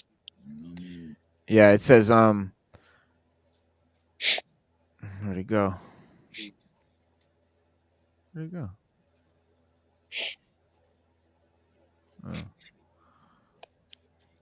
Now it's gone. Daredevil Born Again season 2 set photos. See the hero fighting or teaming up with blah blah blah. Finally have some high-res paparazzi shots. Where we at? What do they reveal? Not a huge amount beyond what we've already discussed, but we see that Dex does indeed have the classic bullseye logo on his mask. That's a step in the right direction and a design element that was sorely missing from what we saw in Daredevil Born Again's pilot. The villain also covered in weapons. No great surprise given who we're talking about. As for Daredevil, he's looking a little worse for wear, but there's some terrific shots of that new black suit DD logo and all. During a recent interview, Daredevil Born Again directors Josh Benson and Aaron Moorhead teased fans of what they can expect from the finale. He said, there is a moment in the finale that is extraordinarily shocking on a practical effects level and is very, very violent, zero, but also, as filmmakers, incredibly exciting. You'll know that what I'm talking about when you see it, and I can't wait for people to understand why there's a gleam in my eye right now. Moorhead chimed in to add the finale is so brutally tragic, a bonanza of bonkers visuals. So we know what they're talking about, and yes, nothing can prepare you for what's to come Tuesday night. Remember, you can see the high-res shots of Boredom. So these shots, okay, so these shots of Bullseye, I think, are from the finale that we're going to see, and Daredevil in his black suit. We're going to see this in the next episode on the 15th. So it's going to be a 2-hour finale type shit because the Next motherfucker got shot. Right. I don't understand. I mean, yeah. You know what I'm saying? He got shot close to vital organs and shit. Vital organs. You know what I mean? So how the fuck he gonna get up in a day? But I feel, Yeah, he you know, did, they tried to make it like it was his shoulder. You know, that in Hollywood, this area is you're fine. Or they might time like, all right, 5 months later or 6 months later or some shit. Yeah, he gonna have to Probably fucking do some recoup. dumb shit like that. He gonna have to recuperate. I don't care who you are. You got It's shot. gonna take a gunshot. Gonna have to take you at least 3 months. Months. You know what I'm saying? Many homies have been laid up, dog, for months. You know what I mean? But when it rains, he's gonna be all fucked up. yeah, he gonna feel that shit every time. Oh shit, man! But yeah, he is. Those are some cool photos coming up down the pipe. You know what I'm saying? But we also have. Oh, hang on. We talking about Daredevil? Let me see here. Hang on. What's going on the screen? Move the scene. Drop it down. Clean. Yo, why is this still up here? My bad, y'all. I keep falling asleep on Craven and shit. On what? On Craven the Hunter. Oh, word. Yeah. For that shit, man. It's on Netflix, and I keep falling asleep on that shit for some reason. Yo, how is that movie? How's that movie in the top 10 movies on Netflix right now, bro? I don't get that. Oh, because I'm still blown away by that. Because it just hit Netflix, and a lot of people didn't bother to see it. Yeah. Yet until now. Yep. So this is the first time a lot of people are watching that movie, actually. But the Punisher spinoff from Daredevil, which I'm pretty confident I know which Daredevil Born Again character could become the perfect rival in the upcoming Punisher spinoff. We've got the guy Cole North, right? Cole North was a detective from the comics who used to fuck with Spider-Man and Daredevil and cause people a lot of trouble, but he definitely fucked with the Punisher too. And now in this show, Cole North is the guy who's it was imitating Punisher, wearing his skull and logo and shit, and then shot the White Tiger and all that. So that whole squad, I think, is going to be the villain of the Punisher show. Yeah, because now you got Bullseye. He just said he's teaming up with Daredevil. So now on some other shit now. Yeah, and I think he's going to be in the finale episode, presumably as he did team up with Punisher. He did team up with Punisher in the comics. Yeah, so, this might. Bullseye is always wishy-washy and shit. Anyway. Yeah, but I think Cole North, that's true. Detective Cole North, from the comics, he's in the show. and he's the dude. He's the one black dude with the green eyes. That's a cop, Yeah. light skinned dude. He the ATVF is their little crew, is what they call it. It's the I forget it's something the anti-vigilante task force, and basically they wear the Punisher logo and they run around killing vigilantes and giving Frank Castle some shit. But I think he's going to be in the finale, and I think he's going to be as the anti task force vigilante task force races Daredevil to get their hands on Bullseye. They're both trying to get Bullseye. They want to get him before Daredevil does. And assuming that this Cole North character survives all that, I could easily see Fisk assigning him to, track down the Punisher in the aftermath of the Daredevil season 1 finale, which would set up, I think, the upcoming Punisher special presentation. It's not going to be a show, it's a special presentation. So it's like an hour and a half long mini movie that we're going to get for Punisher. And so, I think it would certainly mirror how Fisk assigned North to track down and arrest the vigilantes like Spider-Man and stuff in the comics, and the opportunity to see the Punisher clash with, an imposter of his skull and sort of reclaim that skull, I think would have some exciting potential for the MCU and would just be a dope shit to see. But the other set photos that we have here that I'm very interested in. Let's see here. So Superman, and this may have accidentally spoiled the most important battle in the movie. So spoiler alert, but the following reveals potential spoilers here. So a movie comes out in July this summer, and James Gunn has accrued considerable goodwill from comic book fans. We know he's a comic book fan like us, and thanks to the surprising success of Guardians of the Galaxy trilogy for the MCU and the Suicide Squad for the DCEU, all of them remain undisputed high points for their respective franchises. And the arrival of Gunn's Superman in 2025 has raised a lot of enthusiasm, for his soft reboot of DC's big screen universe. And it's open, love for the comics and just the whole vibe of that is definitely on display in the teaser and reflects in the director's deep affection for the medium. We see him in comic stores. We know he's for real. He's not Feige. You know what I'm saying? And that's why I think the DCU might not be as successful as the MCU. The movies might not be as successful because I think they're not made for the casual audience, and they're not meant to catch as many viewers, although they will be somewhat, but they also are doing a little bit of, shit for the comic fans. I hope it doesn't hurt it. I don't think it should, but it may, but who knows? I know Marvel thinks it will. So hopefully DC proves them wrong and shows them that they can be comic accurate. I was going to say yes. Hopefully, yes. Right. And then hopefully I'm hoping it does too. Changes for that, just for that reason. Exactly. And so now what about now also now Man of Steel wasn't actually, that wasn't really casual film, friendly. It put a big twist on Superman, I can say that. And I think a lot of the comic book fans like that.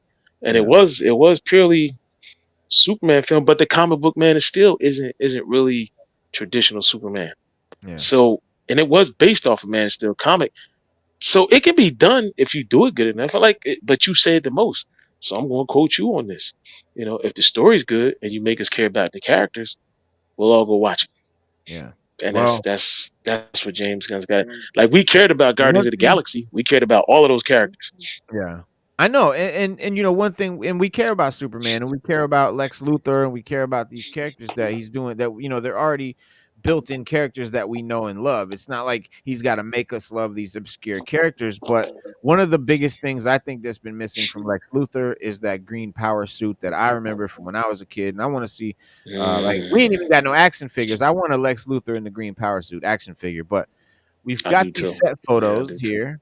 And I think this set photo is an extremely blurry photo of Lex Luthor in his purple and green battle armor suit. Now, Don't shit your pants, but I think that's what I got here for you guys. Now, the suit has been a staple of the comics for decades, particularly in the 70s Yes. and 80s, when the character was expanding into TV and movies at the time. And so this is not the first time that it's made an appearance in an adaptation before, but never in movie theaters, never on the big screen. And so I think it strongly hints at the finale to Gunn's hotly anticipated film, which once again makes Lex Luthor Superman's primary nemesis. And the appearance of this war suit is also, I think, a strong signal that the new Superman is going to go all in on the comics version of DC, and I think it's a beautiful fucking thing. Without further ado, let me bust it up. Let me throw this up here. Yeah. I like that shit. But yeah, this is the power suit of which I speak. Okay? Yeah, that's the power suit. Yeah, I want a figure of I this. remember for all you boys and girls, it's not an armor, it's a power suit. He specifically refers to it as that.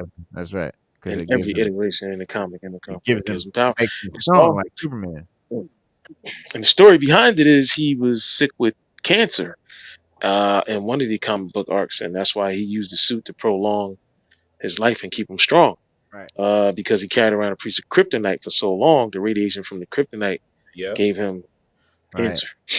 Exactly. And they wanted to give, they wanted Lex Luthor, Superman's nemesis, to actually be able to slug it out and really fight Superman. So there you go. Now he's able to do that. And look, this is a cool picture of him. Which he can, yeah.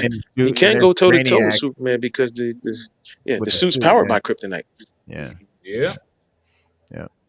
But here's the actual photo. Here you go. Here's the photo. Like I said, it's blurry as shit.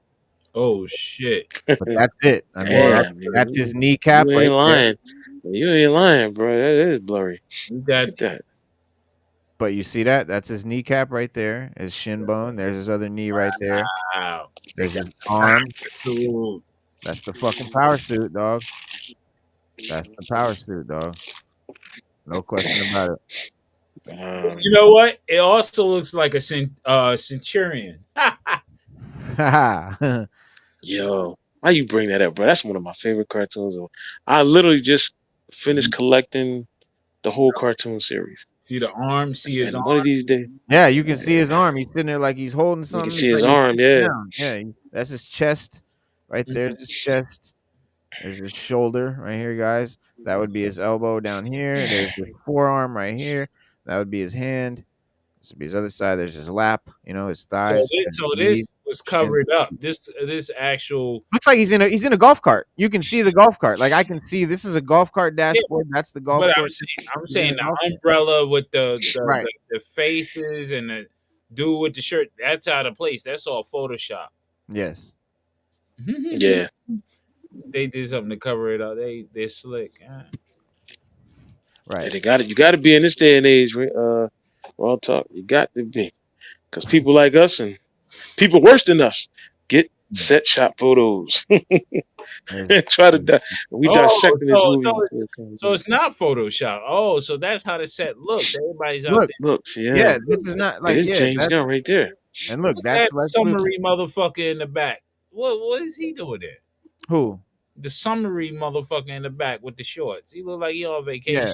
Yeah, all these look 1, 2, 3, 4 dudes with Hawaiian shirts and shorts on in the back. So 5, actually. 5. There's one over here. Yeah, I think they must be actors. It must be extras. Yeah, they must be on the beach and he crashes down on it or something. Yeah, because I can see water in the background right here, so they are on a beach. It's not a desert or anything. And but there's the power suit. There he is in the power suit in the background on some golf cart. What'd you say? I'm looking at Mr. Terrific's costume. Oh, fair play. Fair play. Yeah. I don't know why he don't look right in them goddamn spandex, man. Them tights, they look like baseball pants. Yeah, man. He's sitting like this. Yeah, that's how Mr. Terrific get down. Stop it, yeah, stop it. No, it don't bother me. I don't mind it at all. Like it's comic accurate. Yeah, it's comic accurate. Mr. Terrific was Diesel. Yeah, he should be bigger, but I don't Yeah. know why He's they an chose this athlete. Yeah, actor. I don't he's know not. why. Yeah, he's also he's like an A class athlete, like Yes. A plus plus. Yeah. Yeah. Yeah. Yeah, he like Herschel Walker, Bo Jackson, I remember when and him and Ben Roethlisberger all wild up into one.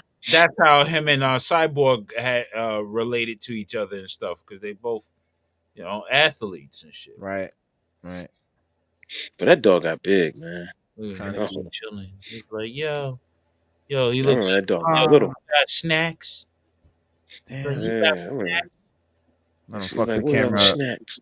You fucking with Yeah, these she's like, people, "Where are the man. I need snacks?" Yo, snacks. Yeah, y'all can't see me, yes. can you?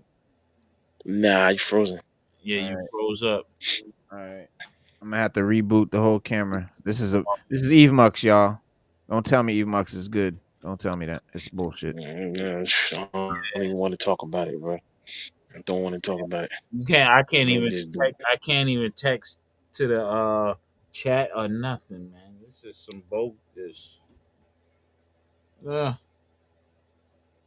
Yeah, I think when I updated my Chrome, I will say one thing. It kicked me out before, and then when I came back, mm-hmm. the whole interface is 10 times better. Like I can actually see the whole thing now. I can actually see everything where I Oh, couldn't see it before. okay. Yeah, What yes. I'm not complaining. I ain't complaining right now. That last kick out that it kicked me out when I came back. I guess it came back with the update. tomorrow? It's just, so it did me righteous. See how she got one blue eye and one brown eye? Yeah. Yeah, that's why my son named her Oh, Kaneki. yeah. Y'all can bring the Okay. boxes into the hallway. I used to have a pit like that. Boxes and stuff into the back hallway near the door. All right.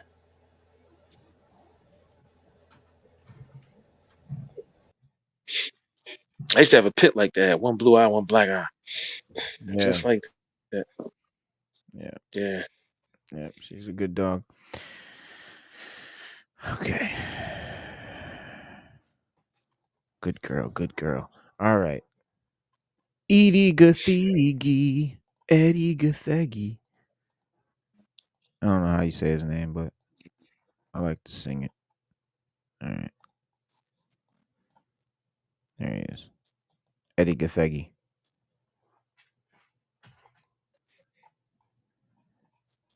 But yeah, man, I'm psyched. This is obviously the version, the more, there it is, standing on skulls. The super soon. Oh yeah, Yeah. that shit's gonna be hard. But you know what? I don't understand why Hollywood never like lately I've been watching um a lot of older movies, man. I've been checking them out. Here are his And I'm gonna appearances. keep it a buck. The oldest Superman 3, was supposed to have Brainiac in it. I never knew that till I watched the special features. Um, and they scrapped it for whatever they did. Like they just scrapped the whole Brainiac thing. And Mm, actually, they were saying that they were going to make Richard Pryor was supposed to be Brainiac in disguise. And near the end of the movie, or halfway through the movie, he was supposed to shed his skin, and Brainiac was supposed to come out. But yeah, they scrapped the whole idea for some reason. And I don't understand for the life of me when it comes to Superman fighting somebody just as powerful as him. They always scrap it for the movie screen. I never get it. I mean, they gave us Zod, who's a yeah, Kryptonian. We get that, but what about these other like Brainiac can go toe to toe with Superman. Metallo can go toe to toe with Superman. Um, but there's a bunch of Lobo. There's a bunch of characters that can really give Superman a run for his money, bro. right. I don't understand why we don't get him. So I would like to see Lex Luthor in a power suit giving Superman work. Like it would make sense. Yeah, I mean, it's something that has been missing from movies. We've seen it in a TV show or two, but we haven't really got to see it in the movies yet. But yep, we're gonna get to see it now, and we're also gonna get to see Millie Alcock dressed up as Superwoman, Supergirl. Sorry, Woman of Tomorrow. The costume has finally been unveiled through the new Mm, DC Universe set photos we have for you right now. So I'm gonna bust out some more set photos for y'all and show you Supergirl in all her glory. And right here on Set Photo Saturday. Set photo Let's get it Saturday, popping. baby. Let's get it Let's get in. it popping. Let's get it in. All right, hang on. Getting it in with Millie Alcock. Ah, shit. All right. Fuck. There we go. See, there she goes. She's got the mini skirt. She's got the boots, the knee high boots. She's got the S, the sorry, the House of L logo on her chest. Couldn't think of it for a second. And the little cape, little capey cape. Here is another shot of her like up on a tank doing work from behind with the red cape.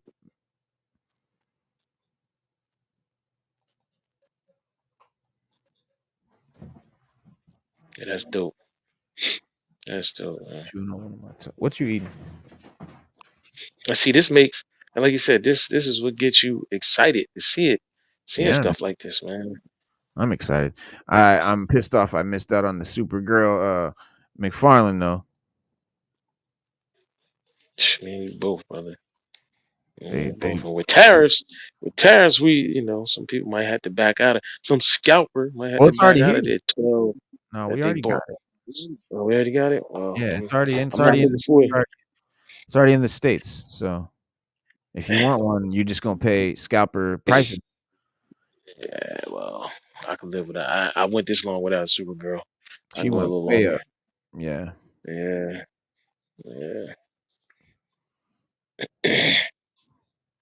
Yeah, So what this reveals about the costume here. So that's the costume there from the comic. Then there's the comic itself. There's the actress who was in Game of Thrones.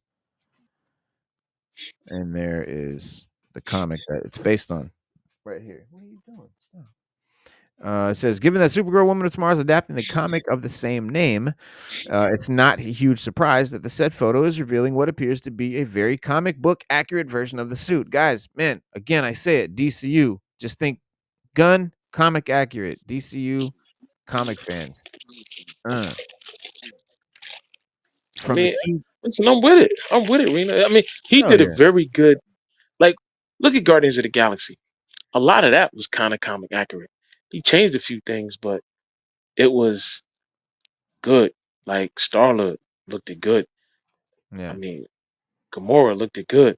Groot, Drax, he did it, bro. Like, I mean, there was no dispute in the way they looked in any of those Guardians movies. Like, they looked good.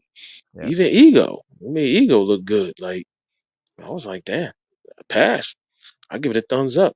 So him doing this here just makes me more excited because when I'm watching this, that's what I want to see, man. And he's smart because if these kids that already know, like this is how you really get him. And I think this is another angle he has. Kids will see this and they'll be like, wait a minute, that's Superman. They know what Superman look like. He don't look no different than he do in the comic, or Hawkman, or Green Lantern. So if you got a bunch of kids that see this and they keep going and see it, they're gonna want to see it because they want to see their heroes flying and jumping around on the screen the way they're supposed to look. That's why the Minecraft movie's doing so well right now because it looked like Minecraft. It just got Jack Black and the rest of That them in it, movie's but doing well. that movie's doing well, bro. This That shit is movie's doing so well. stupid. I know, bro, but the kids love it because guess what? The backgrounds and all the little things they have looks like Minecraft. There's something they said that they say in But there. why? But it doesn't make any sense that the dude is a human.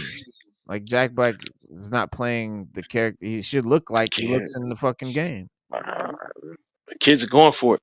I think it's the nostalgia of the stuff that's going on behind, I hear a without lot of Jack Black. fans, like a There's lot of something they keep like Minecraft fans, are shitting on it because they're saying it doesn't look like the the older game. ones, not the younger ones. Yeah, Not the younger ones. The younger ones love it.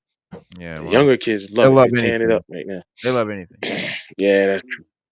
But the older ones, nah, I don't think so too much. Now, if you come out with a Fortnite movie, you better make that look like that better look just like Fortnite or you in trouble. Yeah, I wouldn't be surprised if that's definitely being talked about right now. Not at all. It's matter of fact, I guarantee you they've talked about it, and they're thinking of how to do it and all that shit. But the Fortnite movie's inevitable, I think. Yeah, I agree. I think we're gonna get one sooner or later. Now, and the cool thing about Fortnite is, every other IP gets a Fortnite skin or whatever. So get out of here, go. Hey, Blaze, I say, open player up. one was like Shut Fortnite. your door. Huh? Player one was like Fortnite. Right. Player 1 was good. They got a Player 2 coming out now. Yeah, but it was like Fortnite. You could be any character you wish and stuff like that. Yeah, and there's all these different IPs, so it would be cool to see like characters from all these different franchises popping in like they did in that movie, Player One and shit. And but yeah, the Supergirl movie based on the comic Supergirl Woman of Tomorrow. This character, this is the cast. One of the characters here is named Creme of the Yellow Hills, and this cool thing about Supergirl, it's not taking place on Earth mostly. It's like all these like crazy like see she's like traveling through space, having adventures on crazy ass planets and Mm. shit. And so this is Creme of the Yellow Hills. He's from Django, Red Sparrow, and the Regime. I don't know really much about. I haven't read the comic personally, so I don't know much of the villainous Creme of the Yellow Hills. But apparently, he's a ginger. Here he is. There. Mm. That's Mm. of Creme there. Let me see. Yeah, but that's him. But Right. yeah, that's the cast. Then you've got Eve Ridley as Ruthie Mary Knoll, who I don't again is a character obviously from the comic that I'm not super familiar with, but I can't wait to see. Now, I'm really excited about the fact that this is comic accurate, and I've never read the comic, so why should I give a fuck? Well,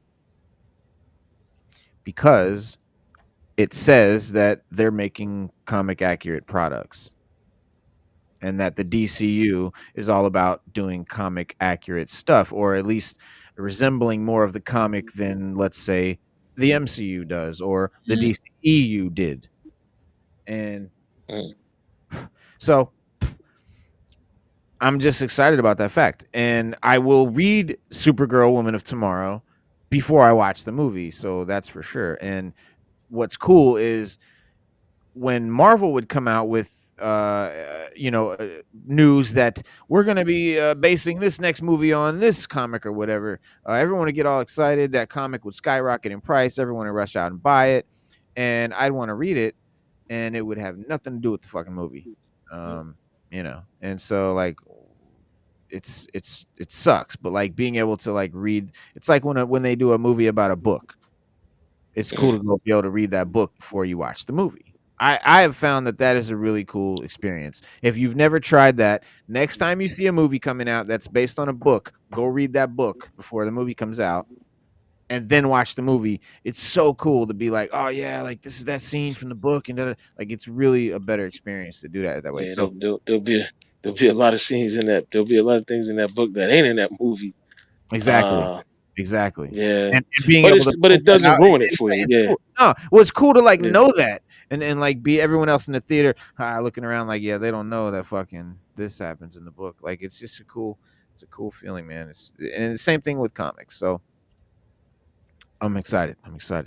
Even though I haven't read it. So who Ruthie Mary Knoll is, I don't know. A brand new character in DC Comics, once again, only being introduced within the comics that this movie is based on in 2021. Ruthie is the daughter of the farmer who Krem brutally and thoughtlessly murdered. While she is left without a father or a clear path ahead, Ruthie's dogged determination leads her to find someone who can help avenge her father's death. And through good fortune, she meets Supergirl. The character is fierce, determined, and prepared to take on the villain despite her clear disadvantage. In the comic, Supergirl Woman Tomorrow. mm, mm. Supergirl in her costume.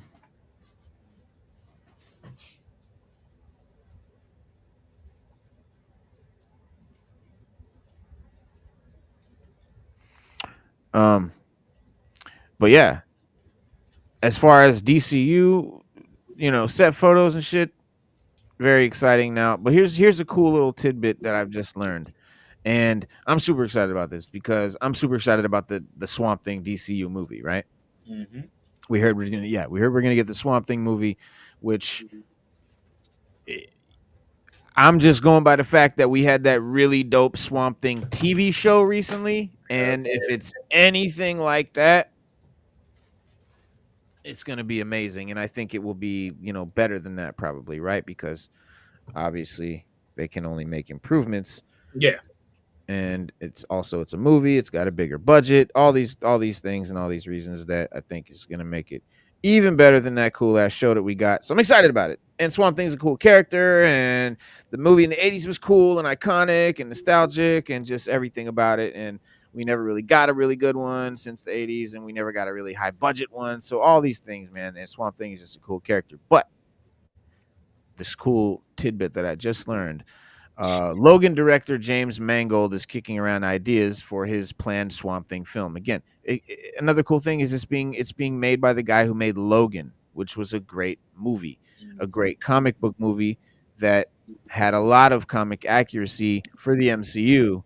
It had a lot of comic accuracy. So now that he's in the DCU and he's able to get real comic accurate, we're gonna see shit right out of the comics and by a great director.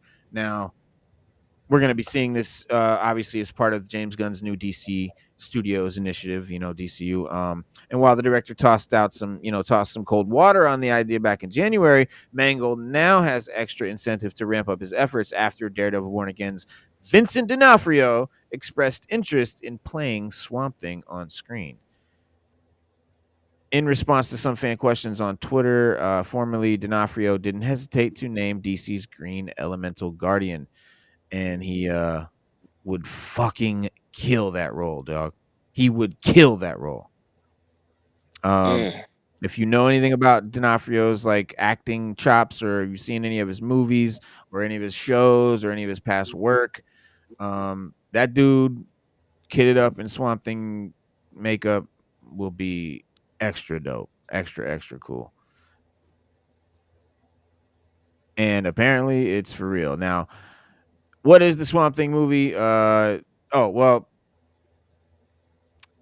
director Mangold stressed that he's also writing his supporting Star Wars film at the same time as Swamp Thing. So he's his upcoming Star Wars movie. So yeah, the dude that did Logan, he's doing a Star Wars movie at the same time he's doing Swamp Thing.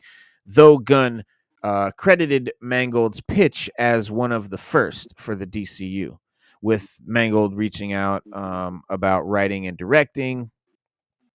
Writing it. Hang on, what happened? Oh no, Raw Talk has some difficulties or something like that. But yeah. So now D'Onofrio has tossed his hat in the ring to leap to another iconic comic character after his memorable portrayal of Wilson Fisk, the Kingpin character in Daredevil. He wants to play Swamp Thing. Now, obviously, Swamp Thing is complete makeup, would not be recognizable, he wouldn't, it's not going to look like the actor at all.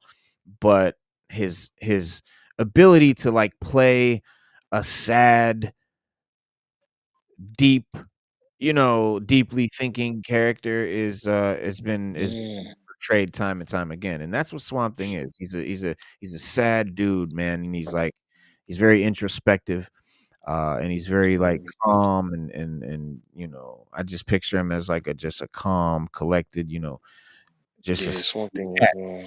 yeah. He's also very into the environment. Like he's very Yeah, environmentally protective. it's He's called over yeah, protective of the environment. He's very logical. You got to remember he was a scientist. Yeah, I remember he's a scientist. So he even though he's Swamp Thing, he still thinks like a scientist and talks and acts like a scientist. yeah, He has a very calm demeanor as he had before he was changed into Swamp Thing. He just yeah, has powers to like he actually has the power to do something about the things that he thinks is wrong now, and he uses his powers responsibly. yeah, yeah, yeah, and there's so he's like, when you say about him, looking out for the environment, he's actually he resembles an anthropomorphic mound of vegetation, vegetable matter, seeking to protect nature and humanity from science, right, and supernatural stuff, right? Anything that's not Yes. natural, anything that's not Yeah. nature, and so it's sort of like his designation. He's called Avatar of the Green, which is the title depicted as like synonymous with both Swamp Thing and makes the character the embodiment of the cosmic energies that give life to all plant life in the known universe, not just the swamp that he's in, not just Earth, but the entire plant life of the universe. He's locked into that shit consciously. So it's dubbed the Green in the comics. That's what they call it. And there's several different incarnations arise from the consciousness of other beings who are also selected as the champions of the there's the Parliament of Trees, right? And so it's the guiding and collective consciousness of all the plant life in the universe, which includes past incarnations of Swamp Thing, because he's not the first. And so Swamp Thing is also often in an elemental conflict with both rivals within the green, like the Floronic Man and shit like that. And then he's got rival elemental forces like the red, which is all animal life, including humanity and other, animals and shit, right? So the green is the vegetation, the red is life, and then you have the black, which is death. And with their arch nemesis being Anton Arcane, which we saw Arcane in the movie and shit. But the original version of the character is Alexander Olsen, who is the scientist who was killed by his assistant, who was vying for affections of his wife, who wanted to fuck his wife. And so he comes back as Swamp Thing, the creature, and sort of confronts this guy that is trying to get at his wife and kills him in revenge. But his wife runs off because she doesn't recognize him. He's just this monster, right? So she takes off. And then he becomes this local legend in Louisiana, in the bayou. His successor, Alec Holland, who we've seen Alec in the movie in the 80s, is the second and most well-regarded version of the character, the one that we would most know, and who I think we're going to get in the movie. Alec was also in the 80s movie. He's a chemist who dies following the creation of a scientific formula that stimulates all the plant life in hostile environment to criminal or malevolent elements. And so different stories, different different beings. Sometimes a plant creature believing himself to be Alec, possessing Alec's memories, which later stories make him the genuine actual Alec who transforms into Swamp Thing. So there's different iterations, the way it's been told. And the version that actually transforms into Swamp Thing is also a reluctant ally of John Constantine. So I'm hoping that we get Constantine in this movie, the DCU version, the blonde-haired, version from the comics. And of course, then becomes a member of Justice League Dark, which is like a powerhouse. They're two of the powerhouses in that. Swamp Thing is like is a powerful dude. Like, don't sleep on Swamp Thing. And then there was a new incarnation of Swamp Thing made in 2021, which this version is Levi Kamai, who's a young Indian scientist chosen as the new Swamp Thing at a young age, like from India. And so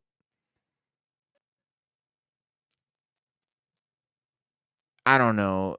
It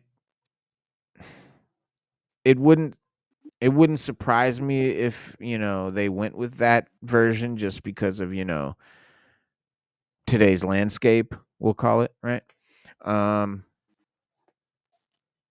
Which that version, it's not a version I know of, but at least he's guided by Alec and the other scientist, Jennifer Reese. So I can see them doing a thing where they have Alec, the Swamp Thing we know, kind of in the beginning, and then he dies, and then the new Swamp Thing, the Indian kid, Levi Kamai, comes in, becomes Swamp Thing. I'm not interested in that story personally. I wouldn't care to see it. I would just want to see a story of Alec, the Swamp Thing that we know and love. That we know, yeah, me too. Because that's the only one that I know. Right. And That's the only story that I've ever really.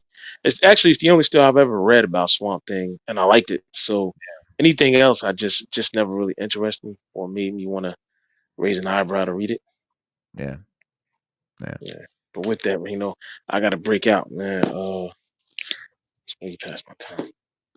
But I'll continue to watch on the All channel. right. You got to fight crime. And Yeah. I don't know what happened to Raw Talk. I don't know. Let me see. His camera is off and his mic is mute. The mic is off, but he's here. Though. Yeah, I mean, According to the I screen, he's guess. here. Yeah. Well, maybe he'll step back in or something. He had to Yeah, I'll be step back. on. He had an invader. Maybe he had an invader, and he's got to take care of something. It's possible. Invaders Yeah, happen. They come. yeah, they do. I mean, you got invaded earlier. Well, Mm. you got invaded by the dog earlier. So Yeah, the dog invaded my joint. Slade said I read the Jack Reacher books before seeing the movie announcement. Guys are right. It is better. Oh yeah, much better to read the books first and then yeah, Jack Reacher. I read those books too, and then saw the show. But yeah, Stu Dog man, be safe, man. And while you're out there fighting crime, we'll be here chopping it up. Swamp Thing is very interesting. EGC, absolutely very interesting character.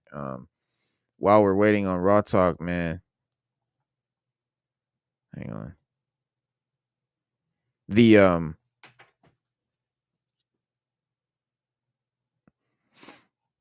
director of Swamp Thing, he says about the movie, he said I've always been interested in doing a version of Frankenstein, basically, and yet I feel It's Alive has been done enough. But Swamp Thing always occurred to me as this wonderful version of a Frankenstein story, much in the way one of my favorite pop films of growing up, RoboCop, the original one. This guy who just wakes up and he's been turned into, he finds he's become this machine, was also something I was fascinated with Logan, obviously. End quote. So this is the guy that made Logan, of course. And he said Swamp Thing. He said Swamp Thing would be Mangold's third. Or no, he didn't say that. Sorry. What did he say? Swamp Thing, he said, at DC, it's just a matter of, do we find a way on the page to say something original? I'm not that interested in being handcuffed by so much lore at this point that it's almost immovable and you can't please anybody. With Bob Dylan, you have known quantities, yes, but there are ways to interpret them. With other kinds of IP, it gets to a religious level. He's talking about comic fans that are hard to please, but honestly, you don't have to please every comic fan. And here's the thing. That's why comic accuracy is important. If you're comic accurate, nobody can complain. You're just doing what the comic said. It's when you try to make up all this weird new shit that you're trying to please everybody. No, you're not. If you wanted to please anybody, you just stick to the comic. But you want to make it your own. You want to make your own story and like be like, oh, I made this, and that's cool. But expect for a lot of people to not feel it because that's obviously going to happen. It's just inevitable. Waiting on Raw Talk, man, because I gotta show y'all this customized figure that I did.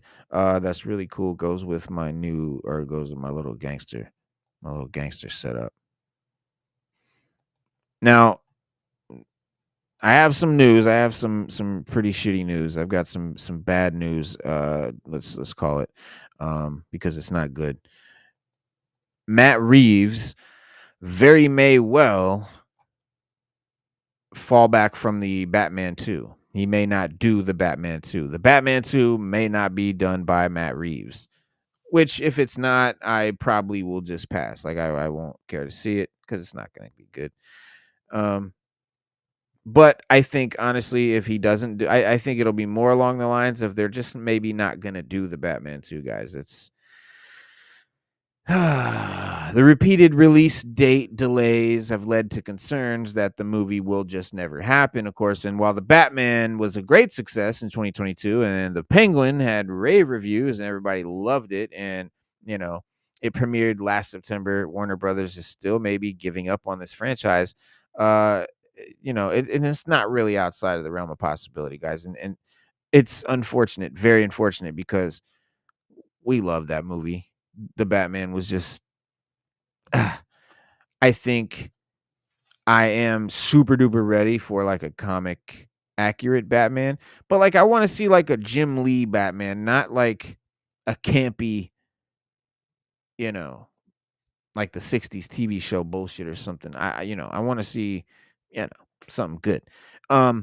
Now neither the film nor the TV series ended on a cliffhanger as such, and with DC Studios now looking to deliver its own Batman movie, the DCU Batman entitled The Brave and the Bold, there's something of a conflict there that puts the Batman franchise at risk. And earlier this week, there was once again chatter online about the Batman 2 being pushed back because Matt Reeves or someone close to him is dealing with mental or some sort of health issues, maybe not mental health. He's yet to comment on that, and likely won't, given that it's a personal matter. But he was on the Hot Mic podcast. Jeff Snyder shared his take on whether Robert Pattinson joining the cast of Dune Messiah is an indication that the Batman sequel is about to be hit by yet another release date delay, which Sorry, was first said earlier this week. What's up, bro? yeah, sorry about You're good. do something real quick. You're good. But he's the insider said, I don't think anything has changed. I don't believe that the movie has been delayed. I think Pattinson is doing both. Yes, he's doing Dune this summer, and then yes, that's the summer, and then he's going to do Batman in the winter. When they say push to 2026, that could be like they were going to do it in December of 2026. Now they're doing it in January. So it's not really going like from 2026 to 2027 being a year. It might just be, he said, could technically be it, just a very short time. Not really this big, massive delay. And so while the prolific reporter declined to specify what's happening in Reeves' life, he did express a strong belief, which may be more opinion-based than scoop. But if Reeves isn't able to work on the Batman Part 2 by the end of 2025, there is a chance that Warner Brothers will move on without him. Whether that means scrapping the movie or hiring a new director is not clear. He said, I know that Grace said something earlier that day on her show. I think that she said certain things wrong. I think that the situation is still unsolved, and that's why things are still unresolved as far as the Batman. I'll put it this way. I think even though that situation may be unresolved, I would say that if the decision is made by the end of the year, if the movie doesn't get up and running by the end of the year, I do think Reeves will exit. I think it will be hey, we've got to move on here. It will be very sad. At this point, people are understanding of the circumstances, but there's some frustration, and it's going to be, we need to go on this with or without you soon. End quote. And I hate for that to happen, but if it's his health, concerns his health, that's more important than any damn movie you would ever make. All right. But at the same time, for the fans and the lovers of his craft and stuff like that, if they move on, it changes the vision. It ultimately changes the vision, the It's going to view, be a different movie. the angle's totally different. So I believe it will have to be scrapped. Yeah, because what would be the point? Since we got a DCU Batman that's already going to be different, why make another different movie? There would be no reason. Like the debacle with the earlier Batman movies. Remember, you had Tim Burton first two, and then the third one, there was a total mockery. Yep. And even though Val Kilmer, in my personal opinion, during those early series, he was the most serious of the Batman. I was a fan of him being Batman. I just didn't like how they did the movie. Yeah, exactly. And I really like Val Kilmer because he back then he looked like the Bruce Wayne and he acted like the mysterious Batman at the same time. Right. I mean, not that Michael Keaton didn't do that. Michael Keaton, but every time I see Michael Keaton's face, I mean, he was dope.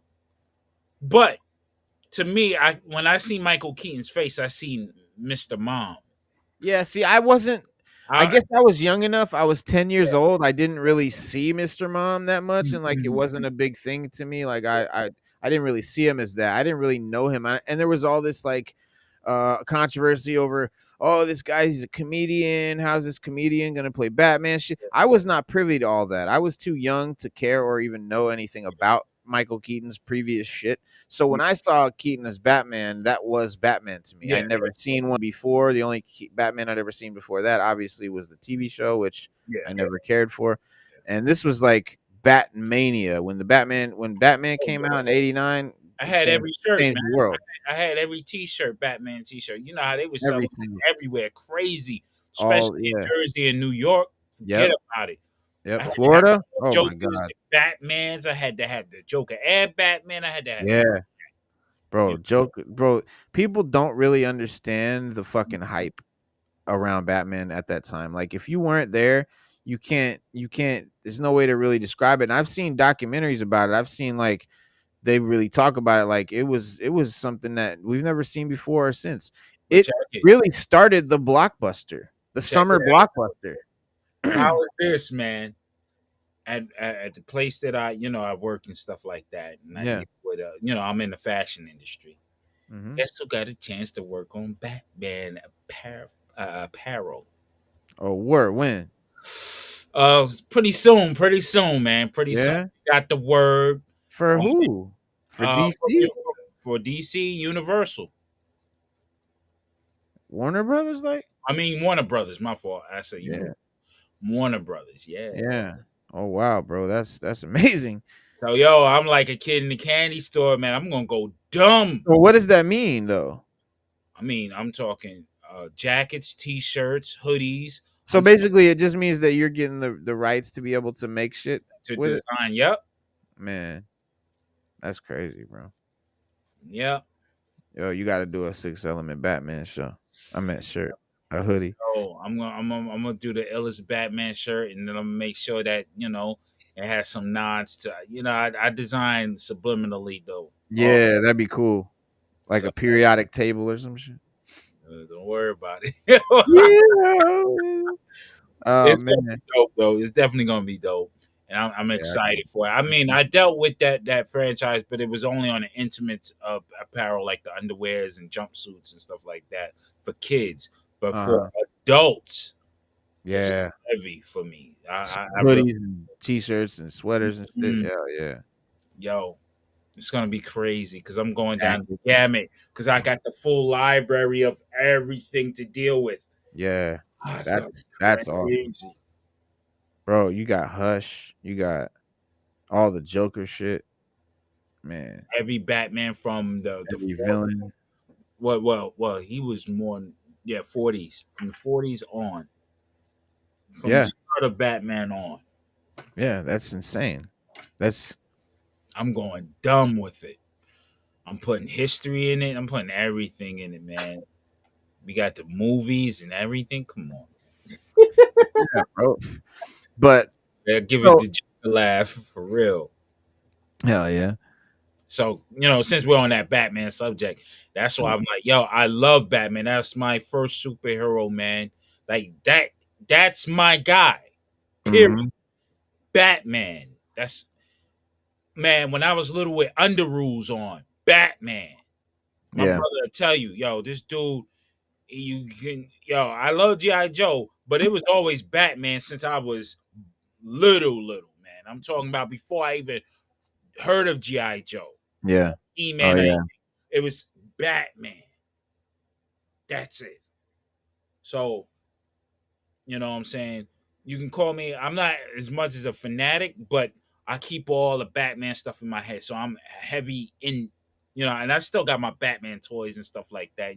I ain't really I can't get rid of Batman like that, man. You know what I mean? I dwindled it down to the pivotal stuff. So I got the 89 Batmobile. I got all that stuff, man. I got the 66. I got all the Batmobiles, man. Yeah. Yeah, I got them on deck, bro. Nice. I got to, man. I mean, my brother said, yo, we supposed to be G.I. Joe only. Dude, my true heart. I love G.I. Joe, but my true heart is Batman. Forever. Oh, okay. Batman forever, man. You know what I'm saying? That's what it is. I mean, yeah, it's if you ask me, like, I think he's the ultimate superhero. He's my favorite like superhero character. He's definitely got the coolest suit in comics. Like I mean, you can't. I, It's Batman, bro. He's I number one. loosely identify with Batman in the sense where I lost my parents when I was young. Mm. Young child, I lost my Oh, mom. When I was a young adult, I lost my pops. So it's like, you right. know what I'm saying? I can relate to that anger and that you know what I'm saying? That whole thing with Batman, you know what I'm saying? Because he has anger issues, but he holds them in so, in Yeah. a certain way. So it's like, that's my dude. Yeah. You know? Yeah. So that's what it is, Yeah. man. Well, I mean, it is what it is. I mean, I hope that Matt Reeves doesn't leave the Batman because I want to see the Batman too because I love the Batman. I I'm super excited though to see the DCU's Batman. I want to see the Brave and the Bold. I want to see a gray and blue suit. I want to see that whole thing happen. So I'm interested to see where they go. But I Mhm. really wanted to see the Batman too, man. I wanted to see that franchise go. But this I what mean, is it?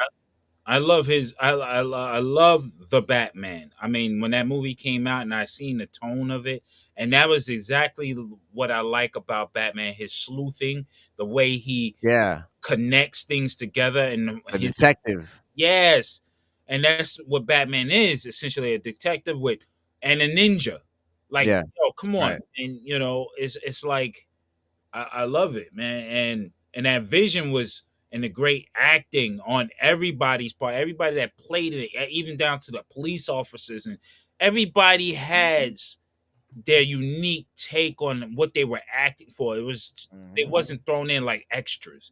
They were that whole universe, man. And if if Reeves can't, you know what I'm saying, complete the mission on that, I'd rather not see anybody try to emulate his artistry. You know what I'm Yeah, I don't want to see saying? nobody take over that universe at all. If he's not doing it, let's just not do it. Let's just go ahead and do the DCU, Yeah. And Batman, and treasure call that it a day. Batman for the one off that it is, because it's Yeah, a powerful film. It had yeah, a lot of subliminals in that film. It was hmm just ridiculous. And hmm I mean, hopefully, God willing, and hopefully he gets through what he's going through with yeah, his health or any situation. That's primary first. You know what I'm yeah, saying? Um, and if he could bounce back the way he wants to bounce back and finish his vision, I'll be happy all for it. You know? yeah, yeah, yeah. Well, some people think that the moment has passed. They say that the first movie was released in 2022, and it's just been too long. Over 3 years since the Batman was released. You got the Elseworlds. It says the Elseworlds feels like a disaster in the making. So DC Studios a big idea for stories set outside the DCU to be labeled Elseworlds. We've yet to see that concept in action, though it feels an awful lot like Spider-Man being in the MCU while a lot of his villains inhabit the Sony Marvel universe. A Mm. complete mess, in other words. When it became clear that Ben Affleck had no interest in donning the cape and cowl beyond the odd cameo, it made sense to launch a new standalone franchise like The Batman without any DCEU baggage. Since then, DC Studios has set out to create a shared DCU, and that's why The Brave and the Bold is in the works. We'll expand on this point more below, but expecting general audiences to follow the stories of both Pattinson's Batman and another version who trains his son Robin and hangs out with Superman muddies the waters and surely won't benefit either franchise. I think audiences would have no problem separating the two, but that's whatever Yeah, Hollywood. I think that, and that's the thing about a lot of people who write and stuff. They don't understand the comic universe. Yeah, right. The comic universe is multifaceted, multi-dimensional. Um, you can have Multi versions. yeah, you can have multi versions in the same universe. I got 3 Batman comics I'm reading right now that are 3 completely separate Batman universes. Yeah, but there's times when they all converge in one universe, and you got multiple Batmans and stuff like that too. So it's like Shit happens. let it, yeah, shit happens. Let it be. Don't ever try to say, oh, this is going to take away. See, that's the corporation talking. It's And taking here, money from here and money from here. We want all the money from everybody at one time, and then right, come out. See, that's a corporate mind think. They don't right. that people will love variety of different types of Batmans and stuff. Even with the with let's go back to MCU with Spider-Man or what have you. Yeah, I would love to see Nicolas Cage in his own movie, Spider-Man Noir. I would love to see that. That's happening. Yeah, so it can And be. I don't see why that, that, yeah, I mean, if they can do that, there's no reason we can't do this. And this is shit like this, when you have, and people, they don't know what's going on. This guy just makes an ass of himself, I think, that wrote this, because he says, admittedly, audiences aren't dumb and can differentiate between two versions of the same character. Yeah, Even so, there's a reason Superman and Lois was quickly wrapped before Superman's release this summer. yeah, And you know what that reason is? The corporate morons who think that they can't have that yeah. audiences are dumb and can't differentiate between two different versions. That's crazy. Having And multiple versions of a superhero inhabiting a live action space at the same time dilutes the brand and leads to comparisons that no studio wants or needs. Now, he said something true here. That's exactly what it is. Warner Brothers doesn't need comparisons. They don't want some people going, oh, this one's better and that one. Because then you have this Batman's better than this Batman. And then everyone shits on the one that's not the better one, right? And then socially it becomes a flop and it fails because, people had this comparison. So that's what the studio's worried about. And to an extent, maybe they have a point there. I can see that happening where, people are comparing the two Batmans and everyone's like, well, this is the better Batman. I kind of disagree with their notion of that because if you look at Smallville, that was a great Superman. I mean, Lois and Clark, the new one is phenomenal. You can't compare, when they're writing good script, they have good scripts and great scripts. You know what I mean? And storytelling and But they weren't going on at the same time. yeah, but it doesn't That's matter. the Even point. if it's at the same time, the writing speaks for itself. But that's the whole point. The Yeah. whole point is them being on at the same time. Yeah, but if they have them on at the same time and both of them are written well, Well, we haven't seen that happen yet. We don't know how that would turn out, and apparently they think it wouldn't be good. And I see why, because yeah, you're gonna have like Superman and Lois and Lois and Clark and all these different shows. Like they're very different, yeah, and some people are gonna like one, and some people are gonna like the other. But what happens is the public perception doesn't realize that because people like this one better than that one, it's because they like this type of thing more, this type of show more. It's not because it's better inherently, right? But social, but social media and the public perception is going to go, oh, well, this one's better. Look, more people are saying this one's better. All that means is more people like this type of show. But if you like this type of show, this is a phenomenal show too.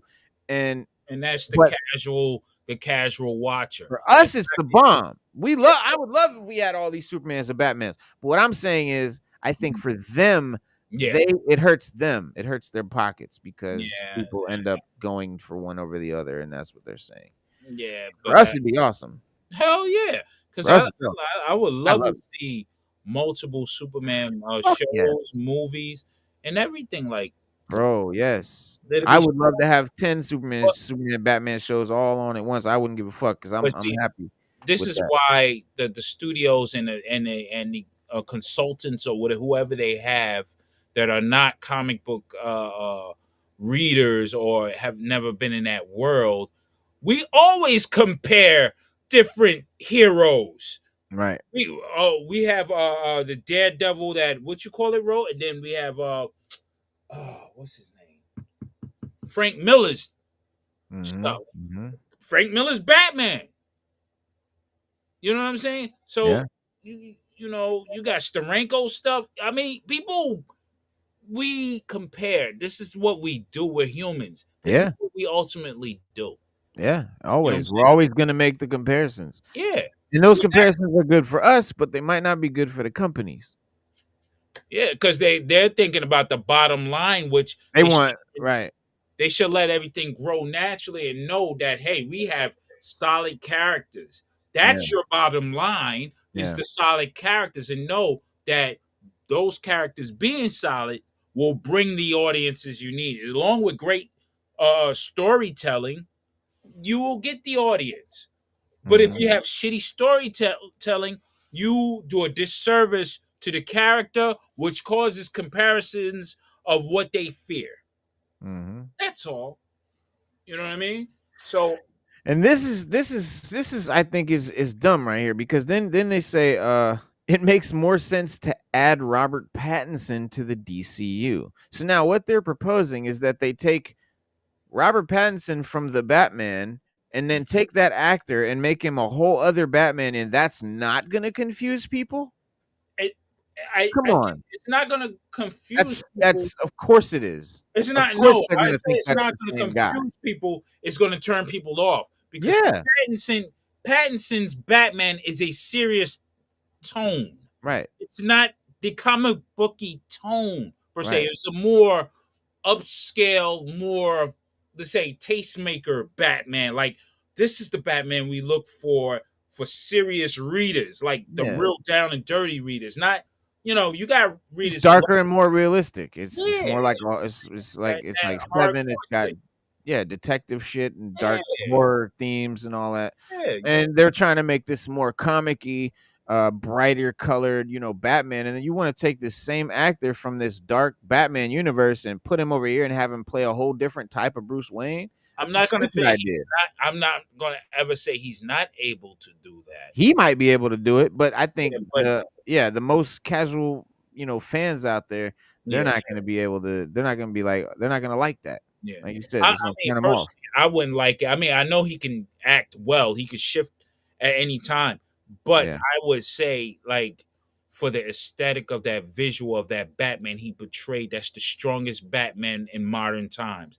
I'll get into arguments and say he's the best Batman of this time. Ben Affleck, he's cool. He was a good Like, Bruce Wayne. yeah, he was great Bruce Wayne, the older Bruce Wayne. But Yeah. whenever he put on that cape and collar, I see Daredevil. So I'm like, all right, I'm all messed up with that. But this Yeah. portrayal of Batman, I think, was the greatest in my opinion. You know what I mean? It was phenomenal. enjoyed it, Yeah. you Yeah. know? I can't say nothing bad about it, dog. It was. That's why I'm so sad that this is taking place with the Batman. I love the idea of having an Elseworlds Batman and having the DCU Batman. For me, it's no problem, and to me, it gives me variety. I love it, but I can see why a big corporation who doesn't give a shit about art or what people like or anything, they just care about money and how much they're gonna make. I can see why they would see that as a problem. Now, the DCU should be a priority. That again falls into more of a corporate thing where they want to focus on it and spend all their money on it and get all their returns from it and not have that return possibly hurt by some other shit, and that makes sense. But I don't know. I love variety, but I do get their point, and I want to see what the DCU can bring, and I don't want them to ever be like, oh well, one Batman's enough. Like, I really want to see this Brave and the Bold Batman. I want to see it work. I want to see that gray and blue suit finally for once in live action, in a movie, really, in a modern serious movie. But it says, let's see, Batman is DC's biggest draw. The franchise would benefit greatly from him showing up the next couple of years. We will see the studio lean on characters like Clayface and Sergeant Rock to carry the DCU, and that's a huge risk. Yes, Gunn attempting to build a new shared universe or world that can rival the MCU. To do that, he needs Batman at his disposal and front and center in the DCU. And Batman's not even in this first year of DCU. I think he doesn't come until 2027, if I'm not mistaken. He'll be teased in the end credits, I believe. This is my Probably. definitely that bat signal will be seen from afar. Trust. Something for sure. Yeah. But that being said, I have been watching 1923. It just the finale just happened, and it was phenomenal. It was phenomenal. My bad, man. I left that comic up there. Mighty Rack said it could happen, but how long before people oversaturated and Batman doesn't make a profit? I mean, hey, it can happen. But Batman hasn't never made a profit. I mean, he made tons of money.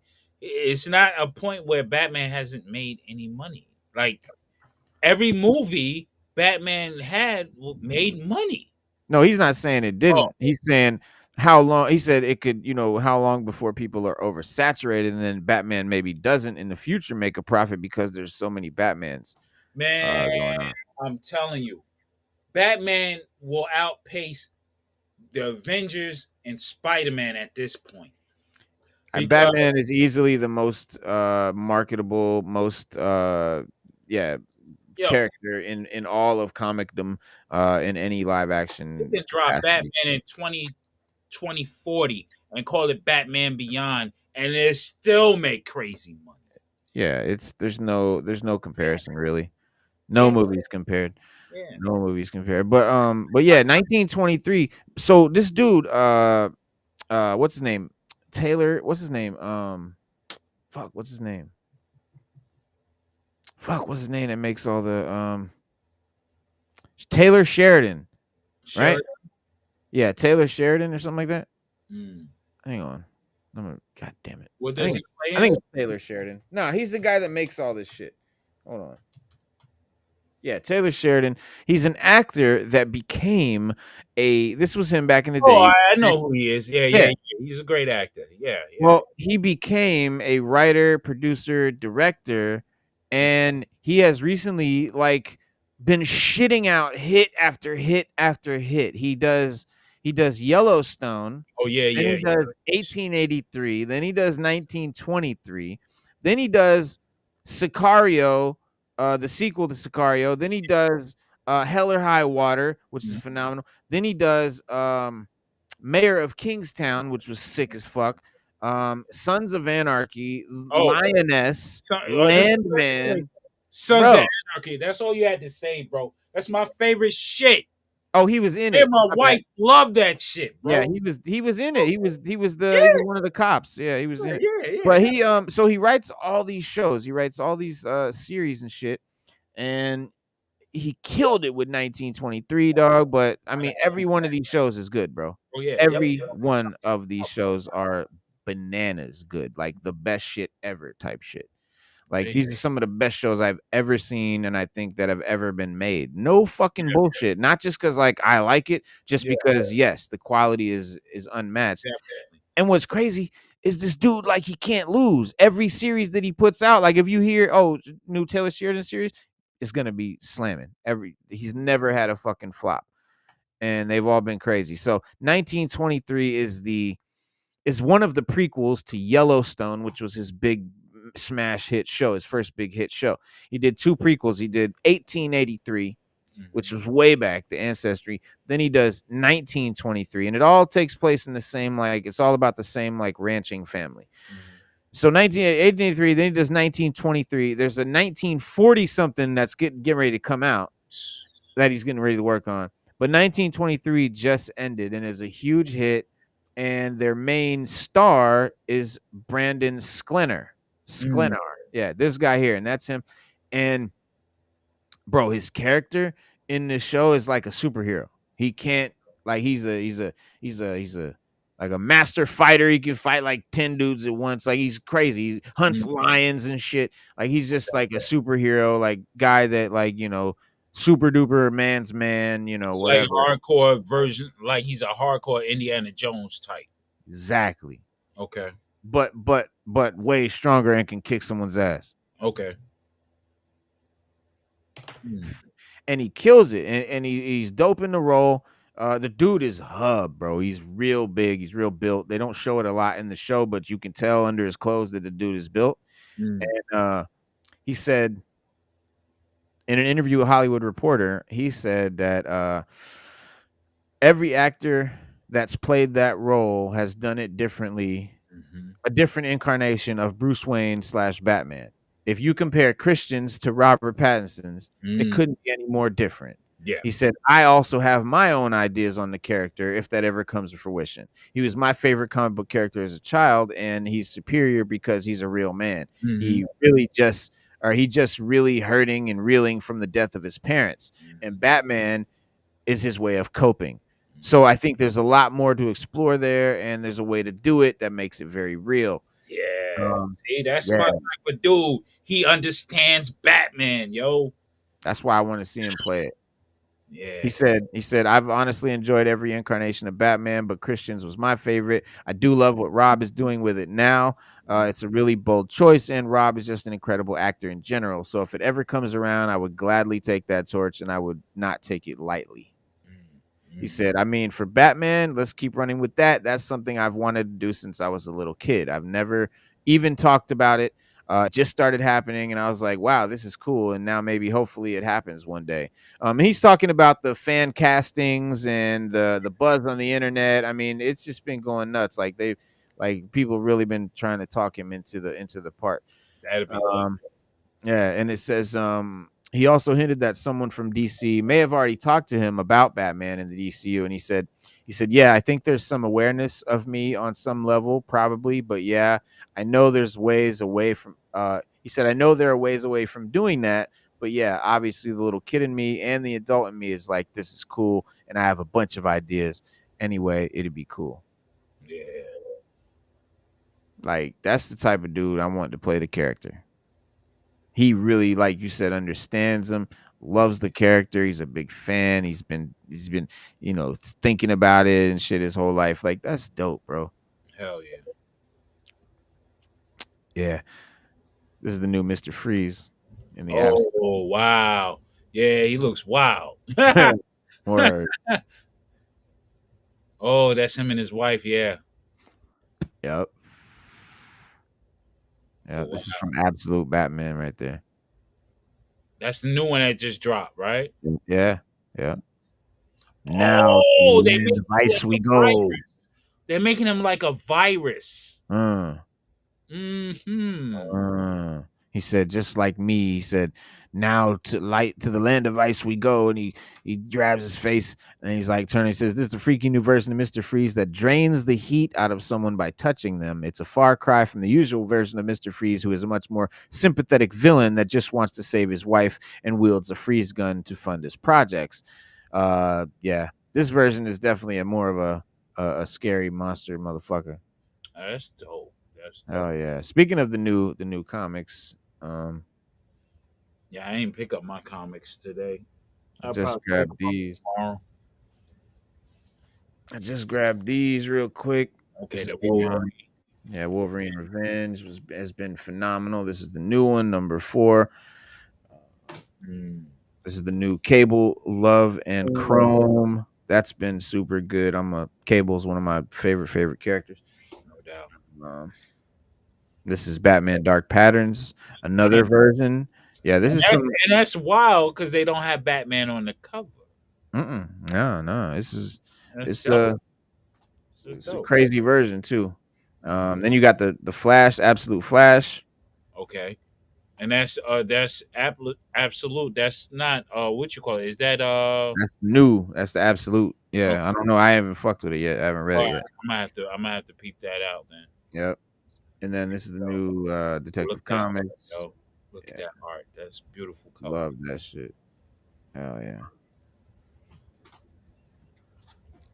And we got now Batman Full Moon. You could tell I'm a big Batman fan. I buy all the fucking Batman. Oh yeah. That looks like what you call it right there. The way the face look like what's his name? Who? Oh, who? Damn, we was just talking about him. He just passed away. He just passed away. Shit. Damn. This shit kills me, man. He died? Yeah, fucking from Top Gun. Oh, Val Kilmer. Yeah. Val Kilmer. That's his face looks like Val. I'm bugging. Yeah, Val Kilmer. Yeah, you're right. It does have a valness to it. Yeah. With the cheek, the lines around his mouth. Yeah. But yeah, so you can see. I don't know if you can tell a little bit. The white and the black are different, raised up like. Embossed. Yeah, they're embossed, and yeah, you see the werewolf and shit, and then the artwork in this, is a very not your typical, comic style. Oh, okay.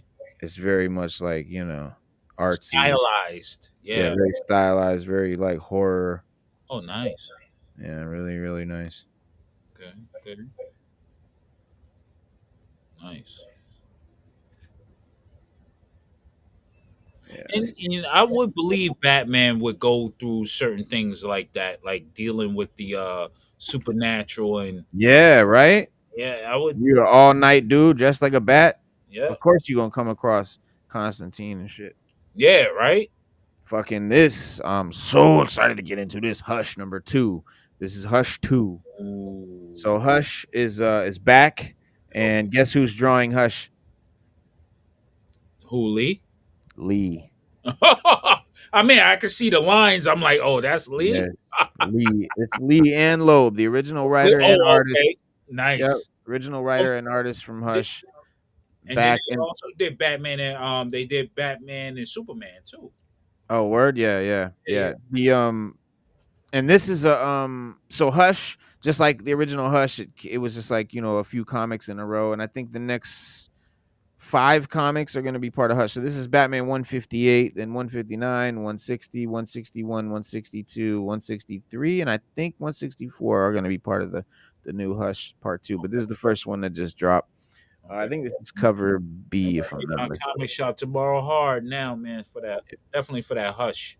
Yeah, hell yeah. Yeah. Hell yeah. This is number 2 of the new Deadpool and Wolverine, which has actually been really, really good. And I mean, obviously, it's just number 2, but it was really good, the first one. And it's Benjamin Percy, who's a dope Wolverine writer. Sabretooth, Dead Men Don't Talk. This is number 4. Number 3, bro, was I just read it, and it's called Gangs of New York. It's like Gangs of New York. You remember that movie with Leonardo DiCaprio? And it starts out, it's like it has like the different gangs, like the Plug Uglies, the Dead Rabbits, the Bowery Boys, the Nancy, like all the gangs from that movie. Okay. And they're in it, and it takes place like in that era and shit. And Sabretooth is in Yeah, there. because when we seen Wolverine, the origin movie, that's where they had taken place in that time zone. That's Right. where they're from, that era. Exactly. That's where that starts and shit. Okay. And Sabretooth doing his shit. Okay. Helverine number 4 is out. Yeah, that cover looks crazy, bro. Yeah, bro. Helverine is Dakin is Wolverine's son, is taken over by a demon, like a Ghost Rider type demon. Yeah, they've been going through it. They've been going through it. This one you already showed the other day. This one I just finally got. Cool. Yeah, you gotta like that one. Hell yeah, I love that cover. That's insane. It's hard. Fucking this one I can't wait to read. Yeah, that's the newer one. That's decent. It's a decent story, man. It's a different take, but it's very decent. A lot of espionage and a lot of infighting and all sorts of craziness. Yeah. And this, I've been reading this whole Ultimate Universe thing, and I haven't gotten to the Ultimate Wolverine yet, but this is the 3rd one they just dropped. I have all 3, but I haven't started reading them yet, so I can't wait to see what it is, because the Ultimate Universe have been very different versions of the characters. Like, for example, Spider-Man becomes Spider-Man in his 40s, not in his teens. It's just crazy. But it kind of reminds me of what Absolute Universe is doing, but it's not that drastic of a difference. Yeah. Small tweaks, not total care. And this one, Weapon X-Men, the new title with Deadpool, Cable, and Wolverine is the it's like, it reminds me of like Meth, Ghost, and Ray did that Wu Massacre. But you got Cable, Deadpool, and Wolverine and their Weapon X-Men, and then they just added Proudstar. That's what you call its son, right? This was the guy that died back in the day. Yeah, but no, the guy, what's his name? Not Thunderhawk. The original X-Men from 75, right? That's who he's supposed to be, I think. No, I thought that was his son because he had a son. This is Thunderbird right here. Thunderbird. That's Thunderbird. That's Thunderbird back in, because they made a point about saying like, you've been dead a long time or some shit. Oh, okay. and he's back. Whatever, yeah. So So what are you gonna do with? So he's gonna meet his son. Did he meet his son yet? Nah. I don't think his son's in this yet. Mm. The young version, I don't think he's in it. Oh wow. Uh, Okay. but yeah, issue 1 was great. Like I said, Cable. I mean, Cable and Wolverine are my 2 favorite Marvel characters, and them both being in one comic is dope. Mm-hmm. Excited about that. But and then, oh no, fuck, piece of shit. All right, hang on, gotta reset the camera. Uh-oh. That's how this program does. That's crazy. The reset. He'll be back, gentlemen and ladies and gentlemen. Yeah. But yeah, Batman is definitely gonna be either way they do it, we're gonna enjoy Batman. If you're a true fan of Batman, you will enjoy him. What the fuck? What happened, bro? Oh, Look how it has me. yo, they have you on some. What's up with Yo MTV Raps? How is that there? Yeah, oh, that's crazy. How is that there, bro? Got the BDP poster right there. What? Yo, you in the alternate universe, yo. Wu-Tang? Yo. That's yeah. your room, yo, in the alternate universe, bro. That's crazy, son. Oh. Public Enemy right there. Yeah, I see it all. It looks like, yo, you know what it looks like? It looks like the walls of Fat Beats. Yeah, see? How is this happening right now? Yeah, that's wow. Oh, that's Eve Mux for you, man. That's this program. Yo, there go the turntables right there. The Kango right there. Yo, I'm seeing everything in there. Yo, the beat machine on the side. I don't even know how this is taking place right now. That's crazy. That's crazy. I don't know. I gotta reset it. Hang on. That's wild. We shall be back in the flesh, in a new zone, new universe. Yo.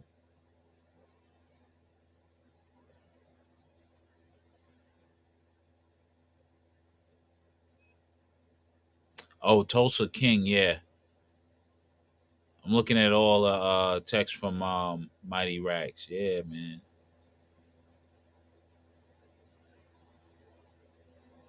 Yeah, but the Batman, I don't think there'll ever be oversaturation of Batman. He's just one of those, like the guy said, he's a man. He's battling demons, he's battling aliens, he's battling all sorts of crazy, and he's only a man. But his intellect and his will is what makes him the best superhero ever, because he doesn't need powers. He uses his sheer will to. Yo, I tried to do it twice, and this is all. All right, we got you in the like Miles Morales world and shit. Yeah, I mean that's it. It ain't nothing I do. It's not working. So Wow. I tried it like 3 times, Mm. but it's all good. Yeah, It kind of looks cool anyway. yeah, it looks crazy. It probably clear up mid in the few. It'll straighten itself out probably. Who knows? Yeah, I was talking about the Batman, or why, why he's the greatest, because he uses sheer will and intellect, man. He battles demons, he battles aliens, he battles all sorts of craziness, but yet his will not let him, give in. And Right, plus, and there's a little side of him that he's not afraid of death. right, I'm saying he's not afraid of death. Why? Because his parents died, so he has no fear. It's like, okay, if I get killed, oh well, I'll get to see my parents again. Basically, that's the mindset. That's what I gather from him. He's like, hmm I'm gonna do everything in my power to fight the evils until I die or until I get killed or whatever. right. At any rate, I'm gonna do what I'm gonna do, and I'll end up where I end up regardless. So it doesn't matter. And I did That's his real. That's why you can't stop Batman. I really. He's just like he's both the unstoppable and the immovable. You know what I mean? Mhm. So yeah, I dig him 100,000%. Hell yeah, Batman's that dude. You know, and the Hulk is the other one for me in Marvel because he has similar struggles, like as far as anger management and shit. And he oh shit, that look crazy right there in itself. Yeah. And I got the ultimate. Got the view. I got an ultimate treasury comic book of Batman versus the Hulk. So you know what I'm saying? That's my shit. Period. Damn, man, you in the alternate universe, bro. Yeah, this shit is Literally. corny, man. I can't stand it. I was just getting ready to show y'all. Yo, it looks wild on this end though. I know. Look Yeah. like you in a wild '80s video and shit. Do do do do do Mhm. do do do. Yo, that's somebody. Maybe it's hooked up to somebody else's background. That's what it feels like. Yeah, I feel like somebody else is trying to use the same thing at the same time. And they yeah, got to put shit up. yeah. But that ain't gonna work. I'm gonna have to shut that down for a moment. Yeah, man. Let me try to reset it one more time. So, did y'all ever get on the Thunderbolts? It looks promising. Well, actually, we got some bad news about the Thunderbolts. Apparently, they're saying that it's possibly gonna flop worse than what do you call it? 11 Captain America. That's Yo, the I watched Captain America, man. I like Captain America, man. it still flopped. I mean, it bombed, and Yeah, that's it bombed, but it's among the lowest I don't grossing understand MCU the movies. reason why it bombed. It was decent, man. It was a great watch. I mean, I like I kind of like Sam Wilson's take on his his Captain America. Like he didn't use any powers, but again, it's the will of the man who wants to stand for something. You know Yeah, what I mean? So yeah. I understood that, and it was a little bit quick, or it was a little bit quick and late with the Hulk. The Red Hulk. That's what ruined it for me. The Hulk Yeah, ruined it yeah, because yeah, that was just a horrible. What was the point of it? yeah. But I think he's going to show up in the Thunder. He should show up in the Thunderbolts because he's part of the Thunderbolts. That's his team. Well, the box office tracking estimates are saying that Thunderbolt looks to be in trouble. Wow. Even worse than Captain America, they're saying sorry. It says it doesn't look to be as bad as the Marvels, but it looks to be worse than Captain America. It says Thunderbolts tracking is in line with Eternals and Shang-Chi, both of which finished around 400 million worldwide grosses. Not good. The tracking also shows that Thunderbolts could have a second worst MCU opening of all time. Now, I don't know what this tracking box office thing means or how it works since nobody's actually seen the movie yet.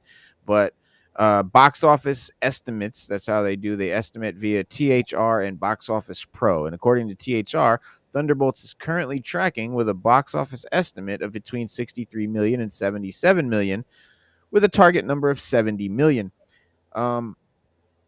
Box Office Pro has a little bit greater, saying a high of 85 million. And both of these sites, it's still early as Thunderbolts gets released in about a month. So marketing, could move the needle, but that's the big problem. They haven't been marketing Thunderbolts really for shit. They had a trailer, but they haven't really been pumping it. They haven't marketed it well. They haven't advertised it properly.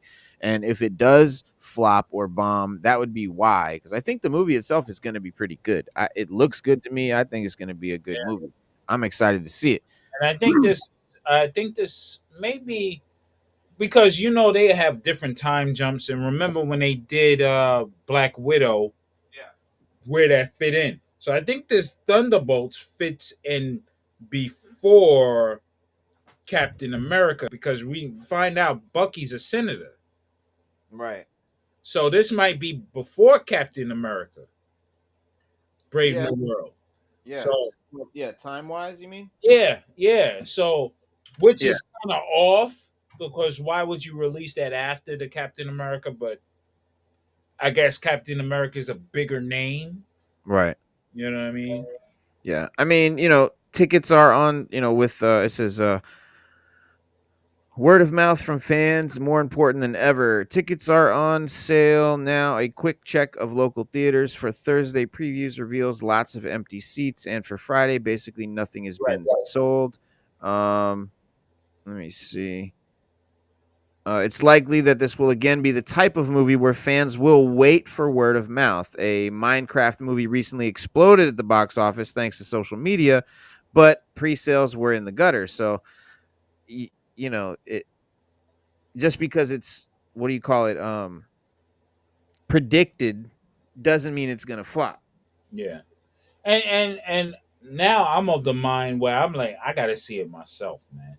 Cause everybody they shitted on the Marvels. I love the Marvels, man. Well, you like all these movies that everyone else seems to hate, so you're probably gonna like it regardless. Nah, well, it's not. That's not how I'm programmed. I mean, I know what it is, but I look at the like. I'm a geek to the motherfucking core. So is you, like you are, and I Right. like to see certain things, and I can understand how to put things together a certain way where it makes sense to me.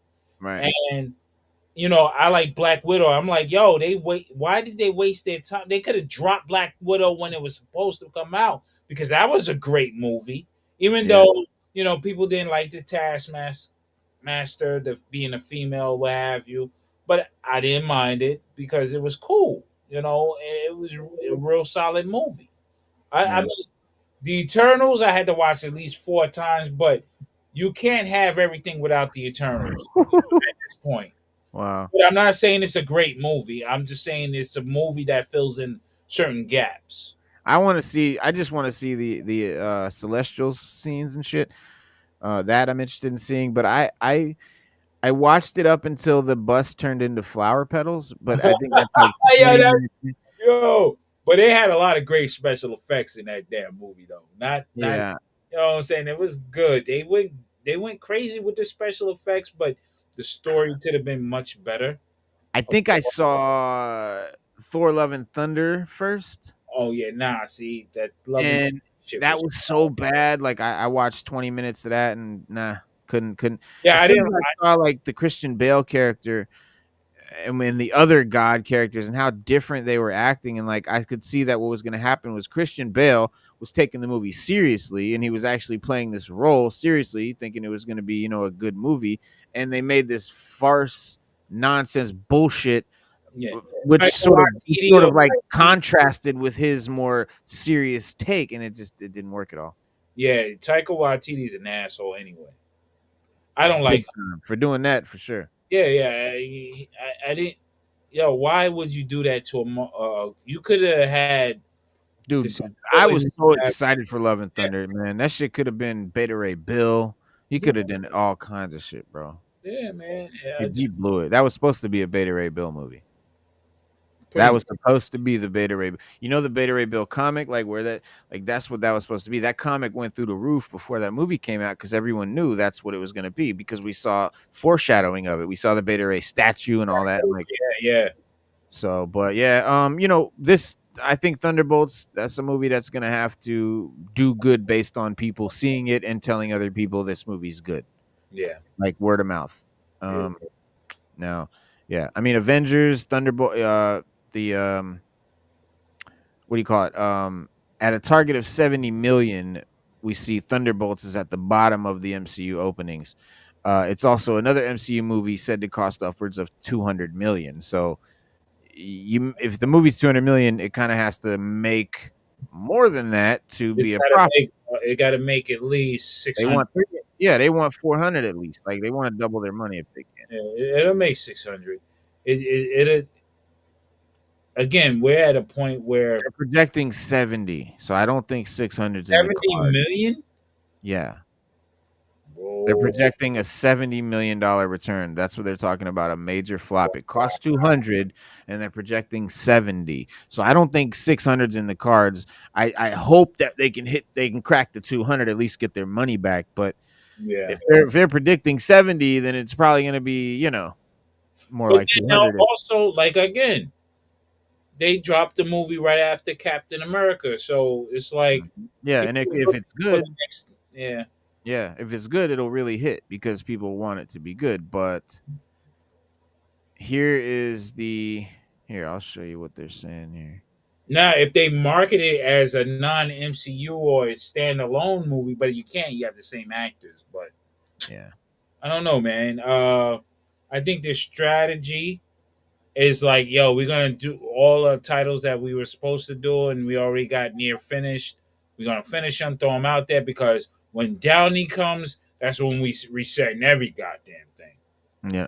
You know what I mean? I'm like, can't do Here's that. the list of the lowest MCU opening weekends. And they've got this is the post Endgame era in there. Those are the worst ones. Quantum Mania was 106 million. That was a bomb. Captain America Brave New World 88 million. That's a bomb. Black Widow was 80 million. Flop. Shang-Chi 75. Flop. Eternals flop. Thunderbolts, they're looking at 70, which is lower than Eternals, and the Marvels was the lowest with 46 That's million. wow. Damn. That's mad nasty work. Oh my god. And Black Panther wasn't on none of that shit. Nah, Black Panther's not a low grossing movie. That's why it's way up here. Yeah. That's crazy, mad nasty work, man. The Marvels should be elite. Let me see. Hold on. Go back. The Marvels need to be above the Eternals. God damn it, man. Wow. Their scenes, man. The fight scenes was just wild crazy. Man, that dance number hurt. They were phasing inside and out from each other and shit. When that shit was crazy. Yeah. I didn't I that's another one I didn't get through. I haven't seen it. Like I have out of this list, Mhm. I've seen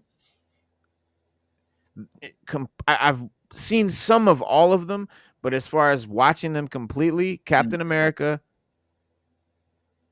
Yeah, I like that Brave. Shang-Chi, and Black Widow. Yeah, I watched Shang-Chi, Captain America, Black Widow. I didn't finish Quantumania. I didn't finish Eternals. I didn't finish the Marvels. I didn't finish Love and Thunder. I haven't it's crazy to me that there's MCU movies that I literally have not seen by choice. Because Understand. I'm that big of a fan that I would just watch them all anyway. Like I couldn't even get through them, bro. They hurt me. I had to watch them just because, man. It's just Poison my eyes. yeah. I had to watch them just because so I can get the gist of what they're trying to do, and they are really disconnected from keeping a great continuity. Once they created that multiverse situation, Mm, that's what ruined it for them. They couldn't stay on board. mm, They used it as an excuse for different shit that they couldn't keep on track, but that mm, also, it's a great excuse, but it still hurts you. Like from the storytelling, like keeping a full page, a forward thinking motivation for different characters, but you sideline them by saying this is an alternate universe. This is why this one acts this way. This is what happened. Like you're taking the casual audience on different adventures when they don't mhm. understand it. Yeah. Like for us comic book readers, we understand this shit. So we can keep it together like okay, we know this is another universe. We can keep it together cuz now we can adjust. The Right. casual watcher cannot adjust to this shit. They're like, "What? Who the hell? What? Why is this?" Like that's why the fucking the number's been low because people don't want to go to a movie where they can't keep the continuity together in their mind. Right. You know what I'm saying? We can deal with that shit because we deal with it all the time. Right. Exactly. Comic fans are used to it. Yeah, we're used to that shit. But there's a Marvel fan who allegedly saw Thunderbolts test screening and has a comment for all those feeling jaded by the movies feeling all the same. So I think we're gonna hear that this movie feels and looks very different than any other MCU movie so far. Which by the trailers I would believe because it doesn't seem like other movies. that we've seen. The Marvel Cinematic Universe is constantly putting out new content, both in theaters and streaming. Disney Plus subscription, highly anticipated upcoming Marvel movies, Jake Schneider's Thunderbolts, which will unite antagonists from across the shared universe for a mission. One Marvel fan allegedly saw a test screening and claims it will impress those who are feeling jaded about the shared universe as a whole. What we know about Thunderbolts has been limited, but more footage from a blockbuster is being methodically released. The pressure is on for the movie to deliver, especially after the Marvels flopped and Captain America 4 failed to make the box office numbers as its predecessors. Someone on Reddit claimed they had got to see the film early as part of a test screening process and was super impressed by what the studio brought to the table. What they said was, attended a test screening of this near Burbank about 6 weeks ago. I won't say too much, but I think if you're feeling jaded by the cape shit genre because they're all feeling the same, I would check this one out. The journey it takes the characters on is actually interesting. The team dynamic is great, not unlike Guardians of the Galaxy, and the way Sentry/Void is executed into the story is really fascinating. And I love that he tells us Sentry/Void. Yeah. Because Void is the He's best fucking part. yeah, he's a schizophrenic. So And no, well, Void is easily one of the most powerful beings in the Yeah. Marvel universe. yeah, Easily. and the motherfucker's just spasmatic. So it's like, but then you get a ragtag bunch of spasmatics to fight a spasmatic. You know? Yeah, I gotta see it. Yeah, I can't wait. Yeah. I'm gonna see it on bootleg though, because they fucking around with this Disney Plus show with Daredevil, man. Fuck this, man. Yo, like, come on, man. You could give people the 13 that used to be on Netflix, man. Yeah. Why are you gonna fuck around and just give us 9? Like 9 is enough. The motherfucker got shot last time. He gotta recuperate. You I guess It says here that Disney Plus from $9.99 a month with ads supported plan. The MCU is streaming exclusively on Disney Plus, which eventually will be the home of the Thunderbolts. Plans begin at $9.99 a month for its new ad supported plan. Go ad free and pay $15.99 a month. Wow, it must be a lot of fucking ads for $5. all right, now check it out. Or save 16% and pay $160 for a year. Yo, check it out. Let me drop science on you with this. Well, let me do the knowledge on this for you. Okay. We had television with the commercials, right? Right. Streaming comes on. No commercials. We don't want that for you. So now you don't need the cable box. You don't need that shit. You Right. can stream. So now streaming is like, yo, we need more money. We want more money because the studios want more money. The motherfucking licensors want more money, right? The only way they can do it is to go back to the cable method and having ads. Yeah. We'll Because give $9.99 a month ain't a lot of money. Exactly. So we'll give you the option to say, hey, you don't want the ads, we'll charge you more money. Yeah. So it's like you're gonna be fucked regardless. So you might as well stay with the cable. Like, this shit I mean, if not for the fact that cable doesn't have any of these shows, you have to. That's how they get you. They put these shows. The streaming services have to create content. That's why Apple TV has all these and by the way, Apple TV, I gotta say, that's almost like a Taylor Sheridan, where almost every show they do is fucking dope. Yeah. Apple TV is amazing, bro. They just did a new show right now. They got one that just dropped last night called Friends and Family, and I heard about that. yeah, with John Hamm, the dude from Mad Men. Yep. Yeah, he plays like a billion or like a rich stockbroker that loses his job and everything, and then starts burglarizing all the rich people. Yeah, it's fucking great. But yeah, all their shows are good, man. And so, like, when a streaming services creates or produces shows and shit, then that's when I think it's more worth it, because that's something you can't get anywhere else. Like HBO made the best shows. That's who started the whole thing of high end pre-scripted shows, because like Sopranos and all them big hits. Yeah. And they curated back then. And I think that's what Apple does. It curates what they want on their service. So where Netflix will, hey, I want all this shit, and then Yeah, all they the other every fucking networks, thing. like Peacock is nothing but NBC. Channel Right. CBS is nothing but Paramount. Paramount Plus is Paramount. Paramount. Yeah. Yeah. So it's like you're really going back to those brands. It's just not like on cable. It's the same shit, but hmm we're giving you a choice. It's just weird. It's like they suckered you out of something to sucker you back into the same shit. Yeah, I mean, yeah, commercials are. I mean, hey, But yet you still got to pay a higher price because you want to see Tulsa King. That's Paramount. You want to see the next door neighbors or family next door, whatever, right? mhm. You got to get the Apple. Then you got to get what's the other one? You got Netflix. You got all Yeah. these other Disney Plus. So by the I time can't afford to get all of them, and that's what I did. But see, the way I saw it was, I canceled all my cable. I don't have cable in my house. No cable comes my to my house. brother's the No same way, TV. he don't I'm have cable at 100% all. internet. I don't. What do you need it for? For what? I Mhm. don't like TV. I don't like network shows. I Yeah, don't like commercials. Any movies or anything else they're playing on network TV, that's all gonna be on the streaming services. yeah, So I realized, I sat there one day, I'm like, I'm wasting money for this cable that I don't ever watch. There's nothing on it that's not on these streaming services that I really want to watch. yeah, So I said, well, I just need to pay for internet. That's it.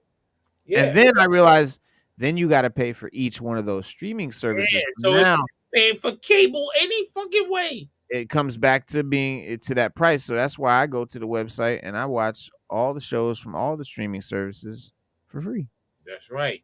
because Bootleg. that's the power of the internet. That's why I fuck with the internet only, no cable. Yeah. So yeah, I'm about to unplug my wife from this shit, but she like certain shows, she go crazy. I'm Bro, like, she can get bro, all them shows on the site, that's what I'm saying. Like all of them. I told her, but Every we are, Netflix we show, on every Disney Plus show, every show from every service, HBO, Paramount Plus. I don't care what service, we even the on obscure ones. we on this Tubi kick because they have the dumbest Right? shit, but it's so entertaining. It's Yeah, like yeah. ridiculously entertaining. It's just like, Silly, just silly shit. Yeah, but it's free. It's free until right. they It's start free. charging, which they will soon because the audience is just growing and growing from the crazy independent because they got a lot of independent directors and stuff like that for the hood flicks, of course. You know what I'm saying? Yeah, yeah, They have this one where it's like based off of Diddy. yeah. Uh, Those are good shows. the Psycho. It was called the Black African American Psycho. I'm Oh shit. like, what the fuck is going on? This shit is mad silly. It's crazy. I'm like, Yeah. yo, and they can't. They did the same shit Diddy did, like when he was on Drink Champs, and he Yeah. said, "Yeah, I love you. How you scrambling and scraping." Yeah, this shit. This shit. So it's a comedy to me. I'm like, oh, this is entertaining, but it's foolish entertainment. But Right. oh shit, he's finally did it, huh? Yeah. Well, they brought the Eradicator back, Okay, and it looks like a new cape there, crazy ass cape, which I yeah, want to see different angles, man, of that cape, and I want to see how that's gonna it look. looks plastic.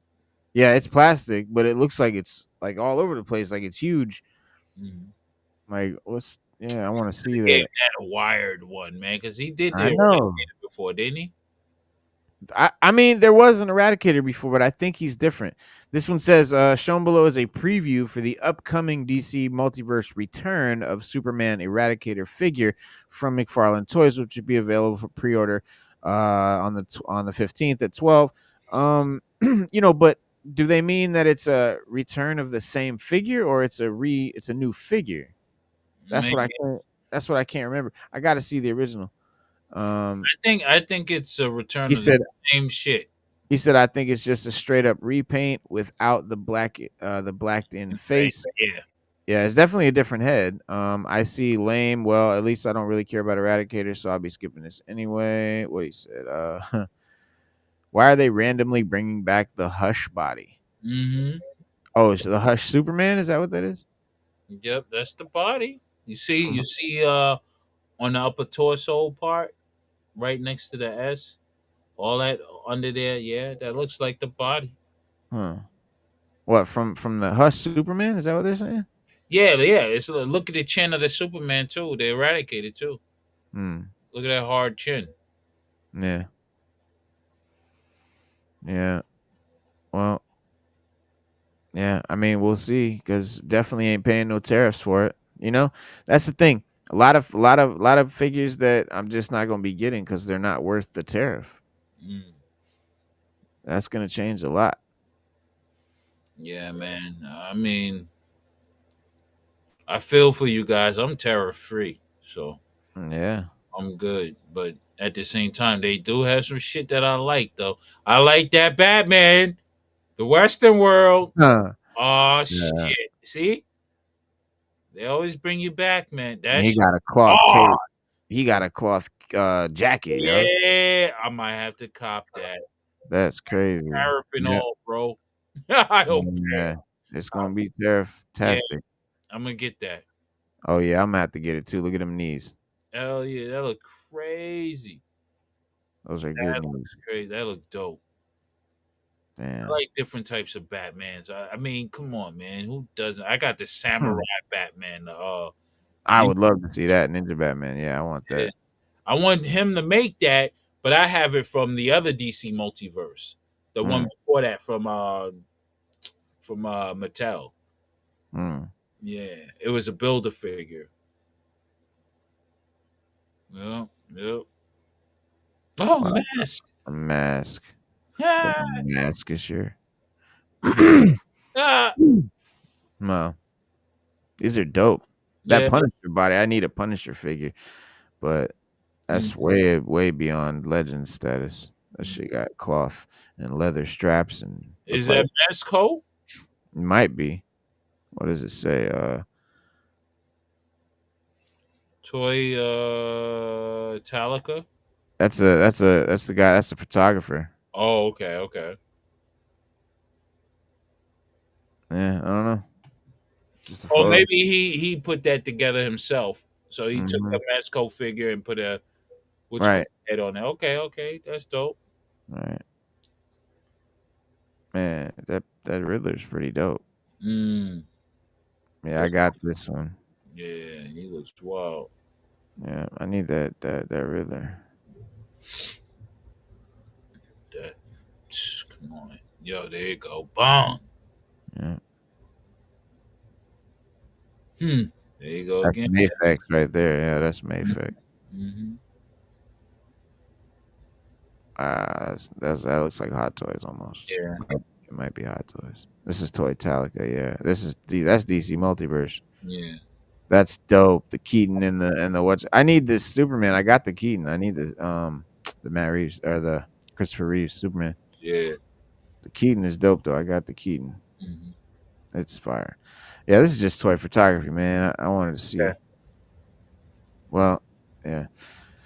Oh, they go the Jim Gordon one. Mm, Hmm, interesting. mm. Oh, there you go with the ring. That's That's the the power. ring. Okay, That's the movie ring right there. okay. Guy Gardner's. Stuff. They need Yeah, to it's be pretty selling cool. that shit. Yeah, it's pretty cool. That'll be a hot topic. Oh Don't worry. yeah. You'll be able to buy Mhm. replicas for sure. Yeah, I'll catch that. Oh, there Yes. it is right there. Already for sale. Yeah, there it is right there, fucking there. That's dope. That's fucking Hell, fuck yeah. I'll cop one. word up. And he got the same ring on in the Lanterns show. Nice. Hey, that's Hal Jordan right there. Mm-hmm. Wearing a ring. And so, yeah, that's the Lantern rings. They all are going to look pretty similar. And Guy Gardner's going to be in this Lantern show too. So you'll have 3 Lanterns at least are going to be in that show. I mean, at some point, we'll see the Landing Core. We'll see Yeah. it. You know what I Yeah. mean? Yeah. For Which would sure. be dope to see them. Yeah. Yeah. Fear the Force Star Wars horror project in the works, according to Andor showrunner Tony Gilroy.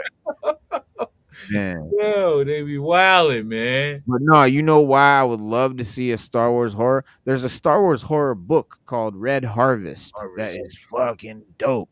Mm. If they did anything like that, it'd be crazy, man. But I would love to see a R-rated horror movie or just any R-rated Star Wars period would be phenomenal because it's something we've never gotten, and just to see, yeah, I mean, it's just something we've never seen. I'm not saying I want the franchise to be just taken over by R-rated movies, but I would like to just see one. True, true. Like I don't want it all to be, but just one, Just and one. a horror one would be great. Yeah, I just want them to do either the series or well, the series. Stormtroopers. Come on, give me stormtroopers, man. Just Yeah. do that. I want to see how the hell they go out during their day, scared of being force choked by Vader. I want to Mm, see some shit like that. Like make it like Parks and Recreation or some shit like that, yeah. or like The Office. Just like motherfuckers really dread being stormtroopers, but they got no choice because they got to get the credits to feed their family on Tatooine or wherever they are from.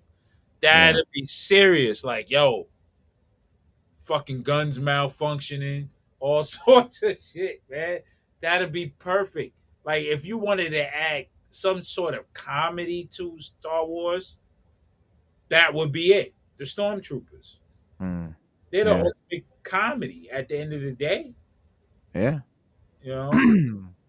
And if you could do stormtrooper like you could do stormtrooper zombies. Oh yeah, like the one in what you call it? In So Ahsoka. Yeah, that'd be sick.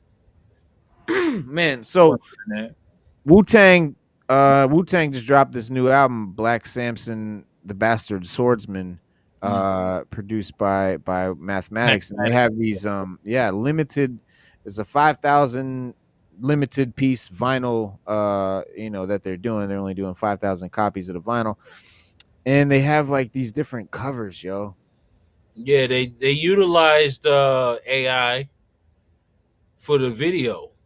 Yeah, For for the video, yeah, yeah, yeah, but the yeah. covers are definitely dope, and I think that's also AI driven, Could be. which is cool. They go math. Yeah. Although Mathematics realized that the album art would be a selling point, he'd been focusing on making what would become the noteworthy project, the music front. He aimed to combine the great music, positive message he got from the blaxploitation films such as Superfly with the drama and tension inherent in karate flicks. Thus, several Black Samson songs have the same titles as classic movies from the former genre, Cleopatra Jones, Dolomite, as well as the latter Shaolin vs. Lama, Executioners from Shaolin. I wanted to make something that was cinematic from beginning to end, a journey that you could travel on, Mathematics says. It's reflective of my growth and where I came from. I also wanted to test the waters. In doing so, Black Anthem featured a bevy of live instrumentation backing rhymes of Wu-Tang Clan members Method Man, Ghostface Killer, Raekwon, and Inspector Deck, as well as such featured guests as Corrupt and Benny the Butcher. I wasn't surprised or shocked, but when I was looking at the credits, I noticed there were all these musicians on there, Schwartz says.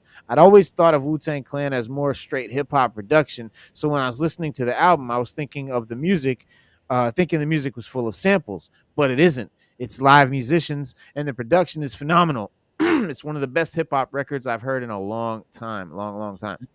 I played a lot of stuff, and I played a lot of stuff, and what I wasn't good at or wasn't hitting on the mark, I brought in the musicians. It all came together because I wasn't trying to be like anybody else or sound like or any other sound out there. I wanted to give you a piece of me, something original. And so basically, he played some of the instruments and brought in musicians on the instruments that he wasn't playing to the caliber he wanted. Mhm. That's dope. So given each as Rough Nation and Virgin Music Group began reaching out to retailers to gauge interest in Black Samson, the response was enthusiastic. Indeed, participating RSD shops purchased the 5,000 vinyl units quickly. Given that each country that participates in the record store day is its own organization, and in order to meet the RSD guidelines, each of the 1,000 units of the album sold in the UK say UK edition on the back jacket below the identifying number of the print run. On each of the UK copies, the yellow and black on the central label have also been transported from the United States version, transposed from the United States version. Black Samson is also slated to have a standard wide release, but that release date is yet to be determined. The standard version of the LP will have a single blaxploitation inspired cover. But here are the different It's gonna be. It probably versions drop right here. after the Wu Tang tour or during the Wu Tang tour because they're Mm, touring right now. This is their last tour. There's after this tour, there's no more Wu Tang Clan tour, as far yeah. as musically. So and I think they end in Newark, Yeah, New it's the Jersey. last. It's the last Woo tour. Yeah, Yeah, it's done. I'm gonna have tickets bad to times. that one to the one in Newark. Uh, definitely got to go see the Brotherhood. Yeah. Yeah. If I had never seen them before, I would definitely Going be making backstage sure show. I've gone. But I've seen them live a bunch of times. So like, I'm not gonna like, I'm not gonna break my neck to get there. But if there's a show like close to me, I'll probably go. Oh, they got one in Virginia, bro. Yeah, if there's one in Virginia, I'll Yeah, probably go. yeah, they got one. I forgot which part of Virginia, but they have the show there. But I'm trying to get on stage and in the backstage. Yeah, My yeah, ass always trying to do some shit. yeah. I mean, shit. That's the. If I could get backstage, that would be dope. I'd put it on the show. Yeah, I'd put it on the show quick. Um, I know it's nothing going. It's going to be some wild backstage rhyming ciphers and everything, man, and just dudes just building. I know this is that. my new. This is what I did with my new jigsaw. Oh, that's tough. Yeah, that's the crew right there. Tombstone in the middle, Hmm. two gangster Hulks in the back. See, that's who they Hammerhead. need in Spider Man. They need him or in Yeah, and shit, man. Come yeah, on, bring these guys out too. Definitely Tombstone. hell yeah, yeah. And that's a great figure. That's that Tombstone figure is probably the best figure right up there right now. Mm, Detail wise, quality wise, Tombstone is the best figure in that picture. Yeah, tough. What yeah. about you didn't get the Rose? Not yet. He's on the list. He's Okay. definitely gonna be up there too. Yeah. Any gangster dude with a suit on, I gotta get just to put with just to stand up there with the. Yo, and also, yo, from remember when what you call it went to visit the dude in jail Oh, and on the Daredevil, and oh yeah. you seen the black guy that got arrested for stealing muffins or cookies or so I forget what it was, and he Uh, was smelling the roses, the blue nah, rose. I did. Oh yeah, yeah. You know what I mean? I be Blue thinking Rose. subliminally, like the rose is, Yeah, maybe. you know. Could be. Could be. Well, y'all, man, that's our show, man. We've been rocking it all night long. It's 10 p.m. We had a good one, but I don't know what's going on with this camera, but I gotta figure that out. But we'll be chopping it up with y'all this Wednesday, of course. Actually, I'm off work all week next week, so expect some videos and lives to be popping up all week. So I'll be doing shit. Okay. So Yeah. I mean, if I got to be here at a certain time also, so I'm gonna try to make it to a few. If you on a couple of days, whatever, I'm gonna yeah, try to make it to a couple. Pop in, bop in. You know what I mean? yeah. Yeah, absolutely, man. And I'll send out texts and shit. But yeah, man, we'll see you guys then. Have a great rest of your weekend and be safe and all that good stuff. And we'll see you guys then, man. Peace. Peace to everybody. Peace.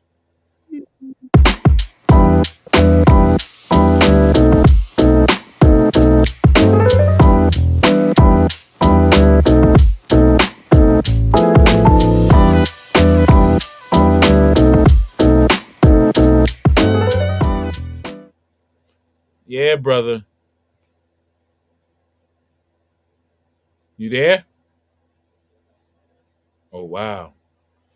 Be easy, bro.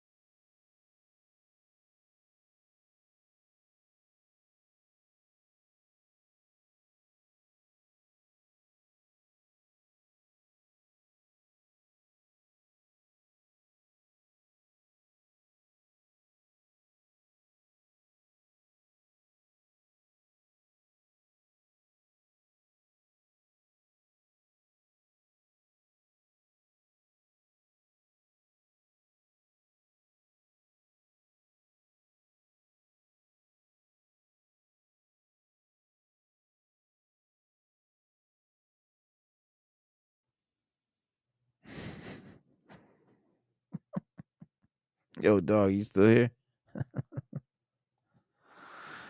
Yo,